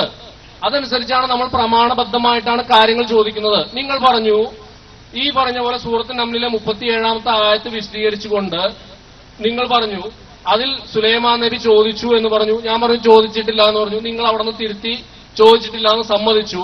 ഞാൻ ഒരുപാട് സ്ഥലങ്ങളിൽ ഓതി കൊടുക്കുന്നതാണ്, പറഞ്ഞു കൊടുക്കുന്നതാണ് ഈ ആയത്ത് എന്ന് പറഞ്ഞു. നിൽക്ക്. ഇനി രണ്ടാമത്തത് എന്റെ ചോദ്യം, ബുഖാരിയിലെ ഹദീസ് എടുക്കാം. ഈ കാണുന്ന ശബ്ദം കേൾക്കുന്ന സ്ഥലത്ത് ഞാൻ ഒരു ആവശ്യക്കാരനായി ഇവിടെ നടക്കുന്നു, അപ്പുറത്ത് നിന്നൊരു സൗണ്ട് കേൾക്കുന്നു. അത് ജിന്നിന്റെ ആണെന്നോ മലക്കിന്റെ ആണെന്നോ എങ്ങനെ മനസ്സിലാക്കും? അത് മനസ്സിലാക്കി ഹാജറ ബീവി മലക്കിനോടും ജിന്നിനോടുമാണെന്ന് പറയുന്നത് തന്നെയല്ലേ മണ്ടത്തരം. അവിടെ നിന്ന് സ്വാഭാവികമായിട്ട് ശബ്ദം കേൾക്കുന്നു. ശബ്ദം കേൾക്കുമ്പോൾ അത് ജീവികളുടെ ആണെങ്കിൽ നമുക്ക് കൃത്യമായിട്ട് അറിയാം ഏത് ജീവിയുടെ ശബ്ദമാണെന്ന്. അല്ല, ഒരു എന്തെങ്കിലും സാധനങ്ങൾ എടുത്തു വെക്കുന്നതോ കൊടുക്കുന്നതോ പിടിക്കുന്നതോ ആയിട്ടുള്ള മനുഷ്യന്റെ സൗണ്ട് ആണെങ്കിൽ മനുഷ്യനാണെന്ന് കരുതിയിട്ടാണ് ചോദിക്കുക. ജിന്നിന്റെയോ മലക്കിന്റെയോ സൗണ്ട് കേട്ട് ചോദിച്ചു എന്ന ഹദീസിലുണ്ടോ എന്റെ ചോദ്യം. ആ ഹദീസ് അതിന് തെളിവ്, ഉപോത്പ്ലകമായ ഒരു തെളിവാണെങ്കിൽ ഖുർആൻ അതിന് നിങ്ങൾ പറഞ്ഞു അത് തെളിവല്ല. എന്തുകൊണ്ട്? ഖുർആനിൽ സുലൈമാൻ അലൈഹിസ്സലാം ഒരിക്കലും ചോദിക്കുന്നില്ല, മലക്കുകളോടോ ജിന്നുകളോടോ കൂടിയിരിക്കുന്ന ജനങ്ങളോടോ തേടുന്നില്ല. അതൊരു വെല്ലുവിളിയാണ്. ആ വെല്ലുവിളിയിൽ വിജയിക്കുന്നത് സുലൈമാൻ നബി അലൈഹിസ്സലാം തന്നെയാണ്. ഇവിടെ ഞാൻ ചോദിക്കുന്നത്, ഹാജറ ബീവി മലക്ക് ആണ് എന്ന് കരുതി അല്ലെങ്കിൽ ജിന്ന് ആണ് എന്ന് കരുതി എന്ന് ആ ഹദീസിലുണ്ടെങ്കിൽ നിങ്ങൾ പറയുന്നത് ശരിയാണ്, അത് ചോദിക്കാം. അപ്പോഴും എന്തുവരും? ചോദിക്കാൻ പാടില്ല എന്നോ, അപ്പൊ വസീലത്തുൽ ശിർക്ക് ചെയ്തു എന്നോ ഹറാമ് ചെയ്തു എന്നോ എന്താണ് ഹാജറ ബീവിയെ കുറിച്ച് നമുക്ക് വിശ്വസിക്കാൻ പറ്റില്ല. എന്നാലും അത് ഹലാലാവണം. അതുകൊണ്ട് മാത്രമാണ് ഏത് പ്രതിസന്ധി ഘട്ടത്തിലും ഭർത്താവ് തന്നെ ഉപേക്ഷിച്ചിട്ട് പോയിട്ട് പോലും എന്താണ് ഒരു വാക്കും മിണ്ടാതെ തിരിഞ്ഞു പോകുമ്പോൾ പോലും അദ്ദേഹം ആ മഹതിയായ വനിത അനുമതി കൊടുക്കുന്നത് എന്തുകൊണ്ടാണ്? എന്നെ അള്ളാഹു രക്ഷിക്കും എന്നുള്ള ഉത്തമ ബോധ്യത്തോടു കൂടിയാണ്. ഹറാമോ വസീലത്തുൽ ശിർക്കോ അവർ ചെയ്യില്ല. ഇനി നിങ്ങൾ പറയുന്നത് എന്താണ്? ഞാൻ പറയുന്ന രീതിയിലാണെങ്കിൽ മനുഷ്യനാണ്. അത് താവനുൽ അലൽ ബിർരി വത്തഖ്വ വലാ താവനുൽ ഇസ്മി വൽ ഉദ്വാൻ എന്ന് പറയുന്ന ആയത്തിന് സെയിമാണ്. അപ്പോ തെളിവ് ചോദിക്കുമ്പോൾ കൃത്യമായ അരി എത്രയാന്ന് നോക്കുമ്പോൾ പയറഞ്ഞാഴി എന്ന് പറയരുത്, അരി എത്രയാന്ന് തന്നെ പറയാം. ഇതൊക്കെ അനസ് മുസ്ലിക്ക് പറഞ്ഞു കൊടുക്കുക. ഞാൻ എന്റെ മകല്ലേ പറഞ്ഞു. അനസ് മൗലവി ആ ഹദീസ് പറഞ്ഞിട്ട് പറഞ്ഞു എന്നാ ഞാൻ പറഞ്ഞത്. അത് ശരിയാണ് പറഞ്ഞത്. കാരണം എന്താ? ആ ഹദീസിന്റെ ബാക്കി ഭാഗത്ത് അപ്പോൾ ജിബ്രീൽ പ്രത്യക്ഷപ്പെട്ടു എന്നാ. ജിബ്രീൽ പ്രത്യക്ഷപ്പെട്ടത് ഹദീസ് നേരെ അടുത്ത വാചകം. അതുകൊണ്ടാണ് ഈ ചോദ്യം പ്രസക്തമാകണം. അല്ലെങ്കിൽ പ്രസക്തി ഉണ്ടോ? ഒരു മനുഷ്യനെ കണ്ട് ചോദിച്ചാണെങ്കിൽ വലിയ കാര്യമാക്കി എടുത്തു പറയോ? അതാണ് ജിദ്ദ മുഖാമുഖത്തിൽ അബ്ദുറഹ്മാൻ സലഫി പറഞ്ഞത്. ഇത് മൂപ്പട് പോയി പറയാം, നിങ്ങൾ ആ ഹദീസ് ശരിയായിട്ടില്ല. അനസ് മൗലവി ഒരുപാട് വേദികളിൽ ഇതെടുത്തു പറഞ്ഞു, അവിടെ പറയാതെ ശരിയായിട്ടില്ല. മുജാഹിദ് പ്രസ്ഥാനം ഇക്കാലം അത്രയും ഈ വിഷയം പരാമർശിച്ചതൊക്കെ ആ സംഭവം കൊണ്ടുവന്നിട്ടുണ്ട്. അതുകൊണ്ട് തന്നെ ഇനി ആ വിഷയം ഇല്ലെങ്കിൽ പോലും, അങ്ങനെ വിഷയം ഇല്ലെങ്കിൽ പോലും, ഒരു ആയത്തും ഹദീസും ഇല്ലെങ്കിൽ പോലും ഇവിടെ എന്താണ്? ഒരു കാര്യം എപ്പോൾ പ്രാർത്ഥനയാകും, എപ്പോൾ പ്രാർത്ഥനയാവില്ല എന്നതാണ് തർക്കം. ഇനി ഹാജറ ബീവി ലോകത്ത് ജീവിച്ചതില്ല വിചാരിക്കുക, എന്നാലും വേണേ നമുക്ക് തൗഹീദ് മനസ്സിലാക്കുക. അങ്ങനെയാണ് ലോകത്ത് ഉണ്ടായിട്ടില്ലെങ്കിൽ തൗഹീദ് മനസ്സിലാക്കണ്ടേ? അതുകൊണ്ടാണ് പറഞ്ഞത് ഇവിടെ ഏതാണ് അഭൗതിക തേട്ടം, ഏതാണ് ഭൗതിക തേട്ടം എന്ന് വിശദീകരിക്കുകയാണ്. ആ ഓരോന്നും അങ്ങനെ തന്നെ ആയത്തും ഹദീസും വേണമെന്നില്ല. നേരെ മറിച്ച് കാര്യകാല ബന്ധങ്ങൾക്ക് അതീതമാണോ പ്രാർത്ഥനയാണ്, കാര്യകാല ബന്ധങ്ങൾക്ക് ഉള്ളിലാണോ പ്രാർത്ഥനയല്ല. ഇതാണ് മുജാഹിദ് പ്രസ്ഥാനം ഇക്കാലം അത്രയും പറഞ്ഞത്. എന്തുകൊണ്ട്? വിശുദ്ധ ഖുർആനും തിരുസുന്നത്തും ദുആ എന്ന് പരിചയപ്പെടുത്തിയത് അത്തരം തേട്ടങ്ങളെയാണ്. കാര്യകാരണ ബന്ധങ്ങൾക്ക് അതീതമായ തേട്ടങ്ങളെയാണ് ഖുർആനും ഹദീസും ദുആ എന്ന് പരിചയപ്പെടുത്തിയത്. അല്ലാത്ത ദുആ എന്ന് പരിചയപ്പെടുത്തിയിട്ടില്ല. മാത്രവുമല്ല സുലൈമാൻ നബി വിഷയം തെളിവാണ് പറഞ്ഞത്, തെളിവല്ല എന്നല്ല. കാരണം എന്താ? ചോദ്യം വേണമെന്നില്ല. ആ വാക്യം നിങ്ങൾ കേൾക്കാതെ പോയി. ചോദ്യം വേണമെന്നില്ല, തേട്ടം വേണമെന്നില്ല, അഭൗതികമായി പ്രവർത്തിക്കാൻ പോലും ഒരു സൃഷ്ടിക്കും കഴിയില്ല. അപ്പൊ ജിന്ന് പ്രവർത്തിച്ചില്ലേ? ആ പ്രവർത്തന അഭൗതികമല്ല. അവിടെ തെളിവാകണത് തേട്ടത്തിലല്ല. സുലൈമാൻ നബി തേടിന്ന് പറഞ്ഞിട്ടില്ല എന്ന് ഖുർആനിൽ ചോദിച്ചു പറഞ്ഞത്. സുലൈമാൻ നബി തേടിയില്ലേ, സുലൈമാൻ നബി ശിർക്കായ തേട്ടം തേടിയോ എന്ന് പേരാമ്പ്രയിൽ ഖുർആനിൽ ചോദിച്ചു ഞാൻ പറഞ്ഞത്. അല്ലെ, സുലൈമാൻ നബി തേടിയതല്ല. ഖുർആനിൽ ഈ ആയത്ത് കൊണ്ടുവരുമ്പോ ശക്തമായി മറുപടി പറയുന്ന അവിടെ തേട്ടമില്ല, ഇസ്തിഗാസ ഇല്ല എന്ന് സ്ഥാപിക്കുന്ന മനുഷ്യന്മാർ ഞങ്ങളൊക്കെ. അതുകൊണ്ട് ഇവിടെ നമ്മൾ സമ്മതിച്ചു എന്ന വാക്ക് അത് ആവശ്യമില്ല. നേരെ മറിച്ച് അഭൗതികമായി പ്രവർത്തിക്കാൻ പോലും റബ്ബിന് മാത്രമേ കഴിയുള്ളൂ, ഒരു പടപ്പിനും കഴിയില്ല. എന്നാ അവിടെ ജിന്ന് പ്രവർത്തിച്ചില്ലേ, അഭൗതിക പ്രവർത്തനമല്ലേ എന്ന് അവരെ ചോദിച്ചാൽ എന്താ പറയുക? അത് അഭൗതികമല്ല. എന്തുകൊണ്ട്? ജിന്നിന്റെ കഴിവാണ് ഇവിടെ പ്രവർത്തനത്തിന് ആധാരം. അഭൗതികതര പ്രശ്നമേ ഇല്ല എന്ന ഏപ്പിന്റെ പ്രയോഗം. അഭൗതികതര പ്രശ്നമേ ഇല്ല എന്ന് എ പി അബ്ദുൽ ഖാദർ മൗലവി എഴുതി വെക്കുന്നു. അത് ശരിയാണെന്ന് പറഞ്ഞത്. ആ മറുപടി ശരിയാണ്. അതേപോലെ ഹാജറ ബീവി ഒരു മനുഷ്യനെ കണ്ടിട്ടില്ല എന്ന് ഉറപ്പാ. 7 പ്രാവശ്യം അങ്ങോട്ടും ഇങ്ങോട്ടും കൂടി ഒരാളെയും കാണില്ല, ഒന്നുമില്ല, ശബ്ദം കേൾക്കുന്നു, ആളെ കാണുന്നില്ല. നിന്റെ പക്കൽ സഹായമുണ്ടെങ്കിൽ നീ സഹായിക്കുക, ജിബ്രീൽ പ്രത്യക്ഷപ്പെടുന്നു. അപ്പൊ ഹാജറ ബീവി ജിബ്രീലാണോ എന്നാ പഴിച്ചു പോയിട്ടോ ആവശ്യമില്ല എന്നല്ല പറഞ്ഞത്. അതുകൊണ്ട് ആ ഹദീസ് നമ്മൾ തെളിവായി എടുത്തത്. അത് അബ്ദുറഹ്മാൻ സലഫി എടുത്തു, അനസ് മുസ്ലിയാർ എടുത്തു. ഈ അതാ നമ്മൾ ആ ഹദീസിൽ ഇല്ലാന്ന് വിചാരിക്കുക, ഈ സുലൈമാൻ നബിയുടെ വിഷയമില്ലാന്ന് വിചാരിക്കുക. എന്നാൽ പോലും ഈ വിഷയത്തിൽ അബദ്ധം വരുന്നില്ല. കാരണം എന്താ? ഒരു തേട്ടം എപ്പോൾ പ്രാർത്ഥനയാകും, എപ്പോൾ പ്രാർത്ഥനയാവില്ല, അതാണ് വിശദീകരിക്കപ്പെടുന്നത്. അതിന് മാനദണ്ഡമാണെന്ത്? കാര്യകാരണ ബന്ധങ്ങൾക്ക് അപ്പുറത്താണോ പ്രാർത്ഥനയാണ്, കാര്യകാരണ ബന്ധങ്ങൾ ഉള്ളിലാണോ പ്രാർത്ഥനയല്ല. അല്ലാതെ ഇൻസാണെങ്കിൽ പ്രാർത്ഥനയല്ല, മലക്കാണെങ്കിൽ പ്രാർത്ഥനയാണ് എന്നല്ല, അങ്ങനെ മാനദണ്ഡമില്ല. ഇത് തിരിച്ചു സംഗതി നിങ്ങളോട് ഉന്നയിക്കാമല്ലോ. നിങ്ങളിപ്പോ സ്ഥാപിക്കാൻ ശ്രമിക്കുക എന്താ? ജിന്നോട് എന്ത് ചോദിച്ചാലും ശിർക്കാണെന്നാണല്ലോ. പ്രാർത്ഥന ആവട്ടെ അല്ലാത്താവട്ടെ എന്താവട്ടെ ശിർക്കല്ലാത്ത സംഗതിയില്ല എന്നാണല്ലോ. അതിനെന്താ പ്രമാണമുള്ളത്? ജിന്നിനോട് എന്ത് ചോദിച്ചാലും ശിർക്കാണ് എന്നതിന് എന്ത് പ്രമാണമുള്ളത്? ഒരായത്തോ ഒരു ഹദീസോ? ഞാൻ അത് വേണ്ട. അഹ്ലുസുന്നയുടെ ഏതെങ്കിലും ഒരു പണ്ഡിതനോ, ആയത്ത് ഹദീസോ ഇല്ലാണ് ഉറപ്പ് 100%. അഹ്ലുസുന്നയുടെ ഏതെങ്കിലും ഒരു പണ്ഡിതനോ ജിന്നിനോട് എന്ത് ചോദ്യവും എന്ത് സഹായ ചോദ്യവും എന്താണെടുക്കുന്ന ഇടപാടുകളും അതൊക്കെ മുത്തലക്കൻ ശിർക്ക്. കാരണം എന്താ? അതൊക്കെ അഭൗതികമാണ്, അതൊക്കെ അദൃശ്യമാണ്, അതുകൊണ്ട് അതൊക്കെ ശിർക്കാണ് എന്ന് ഒരായത്തോ ഹദീസോ എവിടെയെങ്കിലും ഉണ്ടോ? ഇല്ല. ഉള്ളതൊക്കെ ഏതാ? ദുആനെ കുറിച്ചാണ്. ദുആക്കും അത് ജിന്ന് പെടും, മലക്ക് പെടും, ഇൻസും പെടും, റബ്ബല്ലാത്ത എല്ലാവരും പെടും. അക്ബർ സാഹിബ് പറഞ്ഞപ്പോൾ ഇയ്യാക നസ്തഈനിൽ മനുഷ്യൻ പെടില്ല എന്നല്ല, മനുഷ്യനും പെടും. ആരോട് തേടിയാലും ശിർക്ക് തന്നെയാണ്. അപ്പൊ നിരുപാധികം ജിന്നിനുള്ള എന്ത് സഹായ ചോദ്യവും എന്ത് തേട്ടവും എല്ലാം ശിർക്കാണ്. പ്രാർത്ഥന ആവട്ടെ അല്ലാതെക്കട്ടെ, അഭൗതികമാകട്ടെ ഭൗതികമാകട്ടെ, അത് വേർതിരിവന്നില്ല എന്ന് പറയുന്ന ആയത്ത് ഹദീസ് ഉണ്ടോ? ഇല്ല. നേരെ മറിച്ച് ഖുർആനിൽ ഒരു കാര്യം എപ്പോൾ പ്രാർത്ഥനയാകും എന്ന് പഠിപ്പിക്കുന്നു. ആ തേട്ടമാണോ അത് ഇൻസോ ജിന്നോ മലക്കോ മനുഷ്യനോ സൂര്യനോ ചന്ദ്രനോ എന്താവട്ടെ എല്ലാം ശിർക്കാണ്. ഇനിയിപ്പോ വേറൊരു അമുസ്ലിം ചോദിക്കാണ്, സൂര്യനോട് സഹായം ചോദിച്ചാൽ ശിർക്കാന്ന് എവിടെയുള്ളത്? ആയത്തുണ്ടോ ചോദിച്ചാൽ നമ്മളെന്താ പറയാ? അങ്ങനെ ആയത്തില്ല. എന്നാലോ റബ്ബിനോട് മാത്രം സഹായം ചോദിക്കാൻ പാടുള്ളൂ പറഞ്ഞിട്ടുണ്ട്. ആ പരിധിയിൽ ഇത് വരുന്നു എന്ന് പറയും. എല്ലാം അങ്ങനെ തന്നെയല്ലേ? ഓരോന്നും പേരെടുത്തിട്ട് ഇത് ശിർക്കാണ്, അത് വസീത് ശിർക്കാണ്, ഇത് ഹറാമാണ് എന്നാണ് ഖുർആനിൽ പറയാ. പണ്ട് ഖുർആൻ പള്ളി ചോദിക്കുന്നുണ്ട്, ഫാത്തിമ ബീവി പള്ളിയിൽ പോയി ഹദീസുണ്ടോ, ആയിഷ ബീവി പള്ളിയിൽ പോയി ഹദീസുണ്ടോ? നമ്മളെന്താ പറയാ? അത് ഉണ്ടായിക്കോളുന്നുണ്ട്, പക്ഷെ ഉണ്ടായിക്കൊള്ളണമെന്നില്ല. നേരെ മറിച്ച് വിശ്വാസിനികൾക്ക് പള്ളിയിൽ പോകാം എന്ന് കിട്ടിയാൽ പിന്നെ എല്ലാം ഇതിൽ പെട്ടു. എന്നതുപോലെ ജിന്നിനോടാവട്ടെ ഇൻസിനോടാവട്ടെ ഏതിനോടാവട്ടെ ആരോടാണെങ്കിലും ശരി, കാര്യകാരണ ബന്ധങ്ങൾക്ക് അതീതമായ തേട്ടമാണോ ശിർക്കാണ്. കാര്യകാരണ ബന്ധങ്ങൾക്ക് അതീതമായി സഹായിക്കുമെന്ന വിശ്വാസമുണ്ടോ? ആ വിശ്വാസം ശിർക്കാണ്. ആ അടിസ്ഥാനത്തിൽ പ്രാർത്ഥിക്കുകയോ തേടുകയോ ചോദിക്കുകയോ സ്നേഹിക്കുകയോ ബഹുമാനിക്കുകയോ ആദരിക്കുകയോ എന്തു ചെയ്താലും അതെല്ലാം ശിർക്കാണ്. ഇനി ഒന്നും ചെയ്തില്ല, അയാൾ അഭൗതികമായി സഹായിക്കുന്നു വിശ്വസിച്ചു എന്നാൽ തന്നെ ശിർക്കാണ്. എന്നാൽ അഭൗതികമായ സഹായം പ്രതീക്ഷിക്കുന്നില്ല എങ്കിൽ ഇൻസാവട്ടെ അല്ലാത്തതാവട്ടെ ഏത് പടപ്പാവട്ടെ ആ വിശ്വാസത്തിൽ ശിർക്ക് സംഭവിക്കുന്നില്ല. അതാണ് മുജാഹിദ് പ്രസ്ഥാനം 100 കൊല്ലം പഠിപ്പിച്ച അസുല്. അത് പ്രമാണങ്ങളുടെ സ്ഥാനത്തിലാണ്. കാരണം എന്താ? ഖുർആൻ ദുആ എന്ന് പറഞ്ഞ പ്രയോഗങ്ങൾ അല്ലാതെ പറഞ്ഞ പ്രയോഗങ്ങൾ രണ്ടും വിശദമായി വന്നു. അതുകൊണ്ടാണ് ആ നിലക്ക് വിശദീകരണം നൽകിയത്. താങ്കൾ എന്നോട് ആയത്ത് ചോദിക്കുക, ഞാൻ അങ്ങോട്ട് ആയത്ത് ചോദിക്കുമ്പോൾ താങ്കൾ എന്നോട് ആയത്ത് ചോദിക്കുക. ഞാൻ ചോദിക്കുക, താങ്കൾക്ക് ഓതാനുള്ള ആയത്ത് താങ്കൾ ഓതുക, എന്താണ് അതിന് തെളിവ് എന്ന് ഞാൻ ചോദിച്ചു. ഈ ജിന്നിനോട് ഇപ്പൊ നിങ്ങൾ തന്നെ പറഞ്ഞു, നിങ്ങൾ ഇത്രയും മുഖാമുഖം നടക്കുന്നതല്ലേ, പിന്നെ സൂര്യനോട് ആരാധിക്കാൻ പാടില്ല എന്ന് ആയത്തുകളുണ്ട്, സൂര്യന് സുജൂദ് ചെയ്യാൻ പാടില്ല എന്ന ആയത്തുണ്ട്. ഒരു മിനിറ്റ്. ആരാധിക്കാൻ പാടില്ല എന്നുള്ളൂ, സഹായം തേടാൻ പാടില്ല എന്നില്ല. അതാ ഞാൻ പറഞ്ഞത്. ആരാധിക്കാൻ പാടില്ല എന്നുണ്ട്, സുജൂദ് ചെയ്യാൻ പാടില്ല എന്നുണ്ട്. സഹായം തേടാൻ പാടില്ല ആയത്തുണ്ടോ?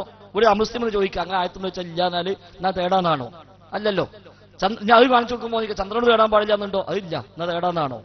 അല്ല. അതാ ഞാൻ പറഞ്ഞത്. ഓരോന്നും എടുത്തുപോയിട്ട് ഇത് പാടില്ല അത് പാടില്ല ഇത് പാടില്ല എന്നല്ല പറയും. മൊത്തത്തിൽ ശിർക്ക് ഏത്, തൗഹീദ് ഏത്, അത് പറയും. ആ ശിർക്കായതാണോ അത് ആർക്ക് പോയാലും ശിർക്ക്. ശിർക്ക് അല്ലാത്തതാണോ അതിന്റെ മസല എന്താണോ അതനുസരിച്ച് വരും. മനുഷ്യനോടാണോ അത് ന്യായമായ പുണ്യമായ കാര്യത്തിലാണോ ഹലാലാകും, ഹറാമായ കാര്യത്തിലാണോ ഹറാമാകും. അല്ല മനുഷ്യനായതുകൊണ്ട് ഹറാമ് ജിന്നായതുകൊണ്ട് ഹറാമ് അങ്ങനെ വേർതിരിവില്ല എന്നാ പറഞ്ഞത്. അതന്നെയാണ് ചോദിക്കണമെന്നില്ല, നമ്മൾ വിശദമായി പറഞ്ഞു കഴിഞ്ഞു. നിങ്ങളല്ലാത്ത എല്ലാവർക്കും മനസ്സിലായിട്ടുണ്ട്. വേറൊരു ചോദ്യം, അതായത് ഈ പറഞ്ഞ പോലെ സൂര്യനെ ആരാധിക്കാൻ പാടില്ല എന്ന് ആയത്ത് ഉണ്ട്, പക്ഷെ ചോദിക്കാൻ പാടില്ല എന്ന് ആയത്തുണ്ട്. അല്ല എന്താ ചോദിക്കാൻ പാടില്ല എന്ന് ആയത്തില്ല എന്ന് നിങ്ങൾ പറഞ്ഞു. എന്ന് പറഞ്ഞ പോലെ തന്നെ നമ്മളൊരാൾ വന്ന് ചോദിക്കുകയാണ് എന്ന് പറയുമ്പോൾ ആ ദുആഉ ഹുവൽ ഇബാദ എന്ന് പറഞ്ഞു കൊടുക്കും. നബി സല്ലല്ലാഹു അലൈഹി വസല്ലമയുടെ ഹദീസുണ്ട്, അങ്ങനെ ചോദിക്കാൻ ആരാധനയാണ് എന്ന് പറഞ്ഞു കൊടുക്കും. ഈ എന്താ ഇബാദത്താവുന്ന ചോദ്യം, പ്രാർത്ഥനയാവുന്ന ചോദ്യം എല്ലാം എന്താണ് ആരാധനയാണെന്ന് പറഞ്ഞു കൊടുക്കും. എന്ന് പറഞ്ഞതുപോലെ ഈ ഇപ്പൊ ഞാൻ അങ്ങോട്ട് ചോദിക്കുകയാണ്, ഈ അബൗദികമായിട്ട് ഈ ജിന്നിനോട് അതിന്റെ കഴിവിൽപ്പെട്ട കാര്യം ചോദിക്കാനുള്ളതിനുള്ള പ്രമാണം ഖുർആനിൽ എന്താണ് പറഞ്ഞിരിക്കുന്നത്, സുന്നത്തിൽ എന്താണ്? അപ്പൊ ഞാനൊരു സുന്നിയായിട്ട് നിങ്ങൾ കണക്കൂട്ടി ആദ്യമായിട്ട് ചോദിക്കുകയാണ് എന്ന് പറഞ്ഞ പോലെ ചോദിക്കുന്നു. നിങ്ങൾ മുസ്ലിയാരാണല്ലോ, നിങ്ങളോട് ചോദിക്കാൻ ഒരു സുന്നിക്കാണല്ലോ ചോദിക്കാൻ പറ്റുള്ളൂ. അപ്പൊ ആ ചോദിക്കുന്ന ആള് ചോദിക്കുമ്പോ താങ്കൾ പ്രമാണബദ്ധമായിട്ട് മറുപടി പറയും. എ പി പറഞ്ഞു, ഡി പി പറഞ്ഞു, അങ്ങനെ ചെയ്തു ഇങ്ങനെ ചെയ്തു. അതല്ല, പ്രമാണത്തിൽ ഖുർആനിൽ എന്താണ് സുന്നത്തിൽ എന്താണ്? ശരി, അപ്പൊ തന്നെ പറഞ്ഞൊക്കെ ബാധകായി കൂട്ടിക്കൂടി നിങ്ങൾ ആദ്യം പോയി ആലോചിക്കാം. അപ്പൊ അത്രേ പറയാനുള്ളൂ. അദ്വാഹുലി ഒഴിവാദ പ്രമാണമാണ്, ഇയ്യാക്കനസ്തഈൻ അതും പ്രമാണമാണ്. അതൊക്കെ അതിലേക്ക് പ്രമാണമായി കൂട്ടാം.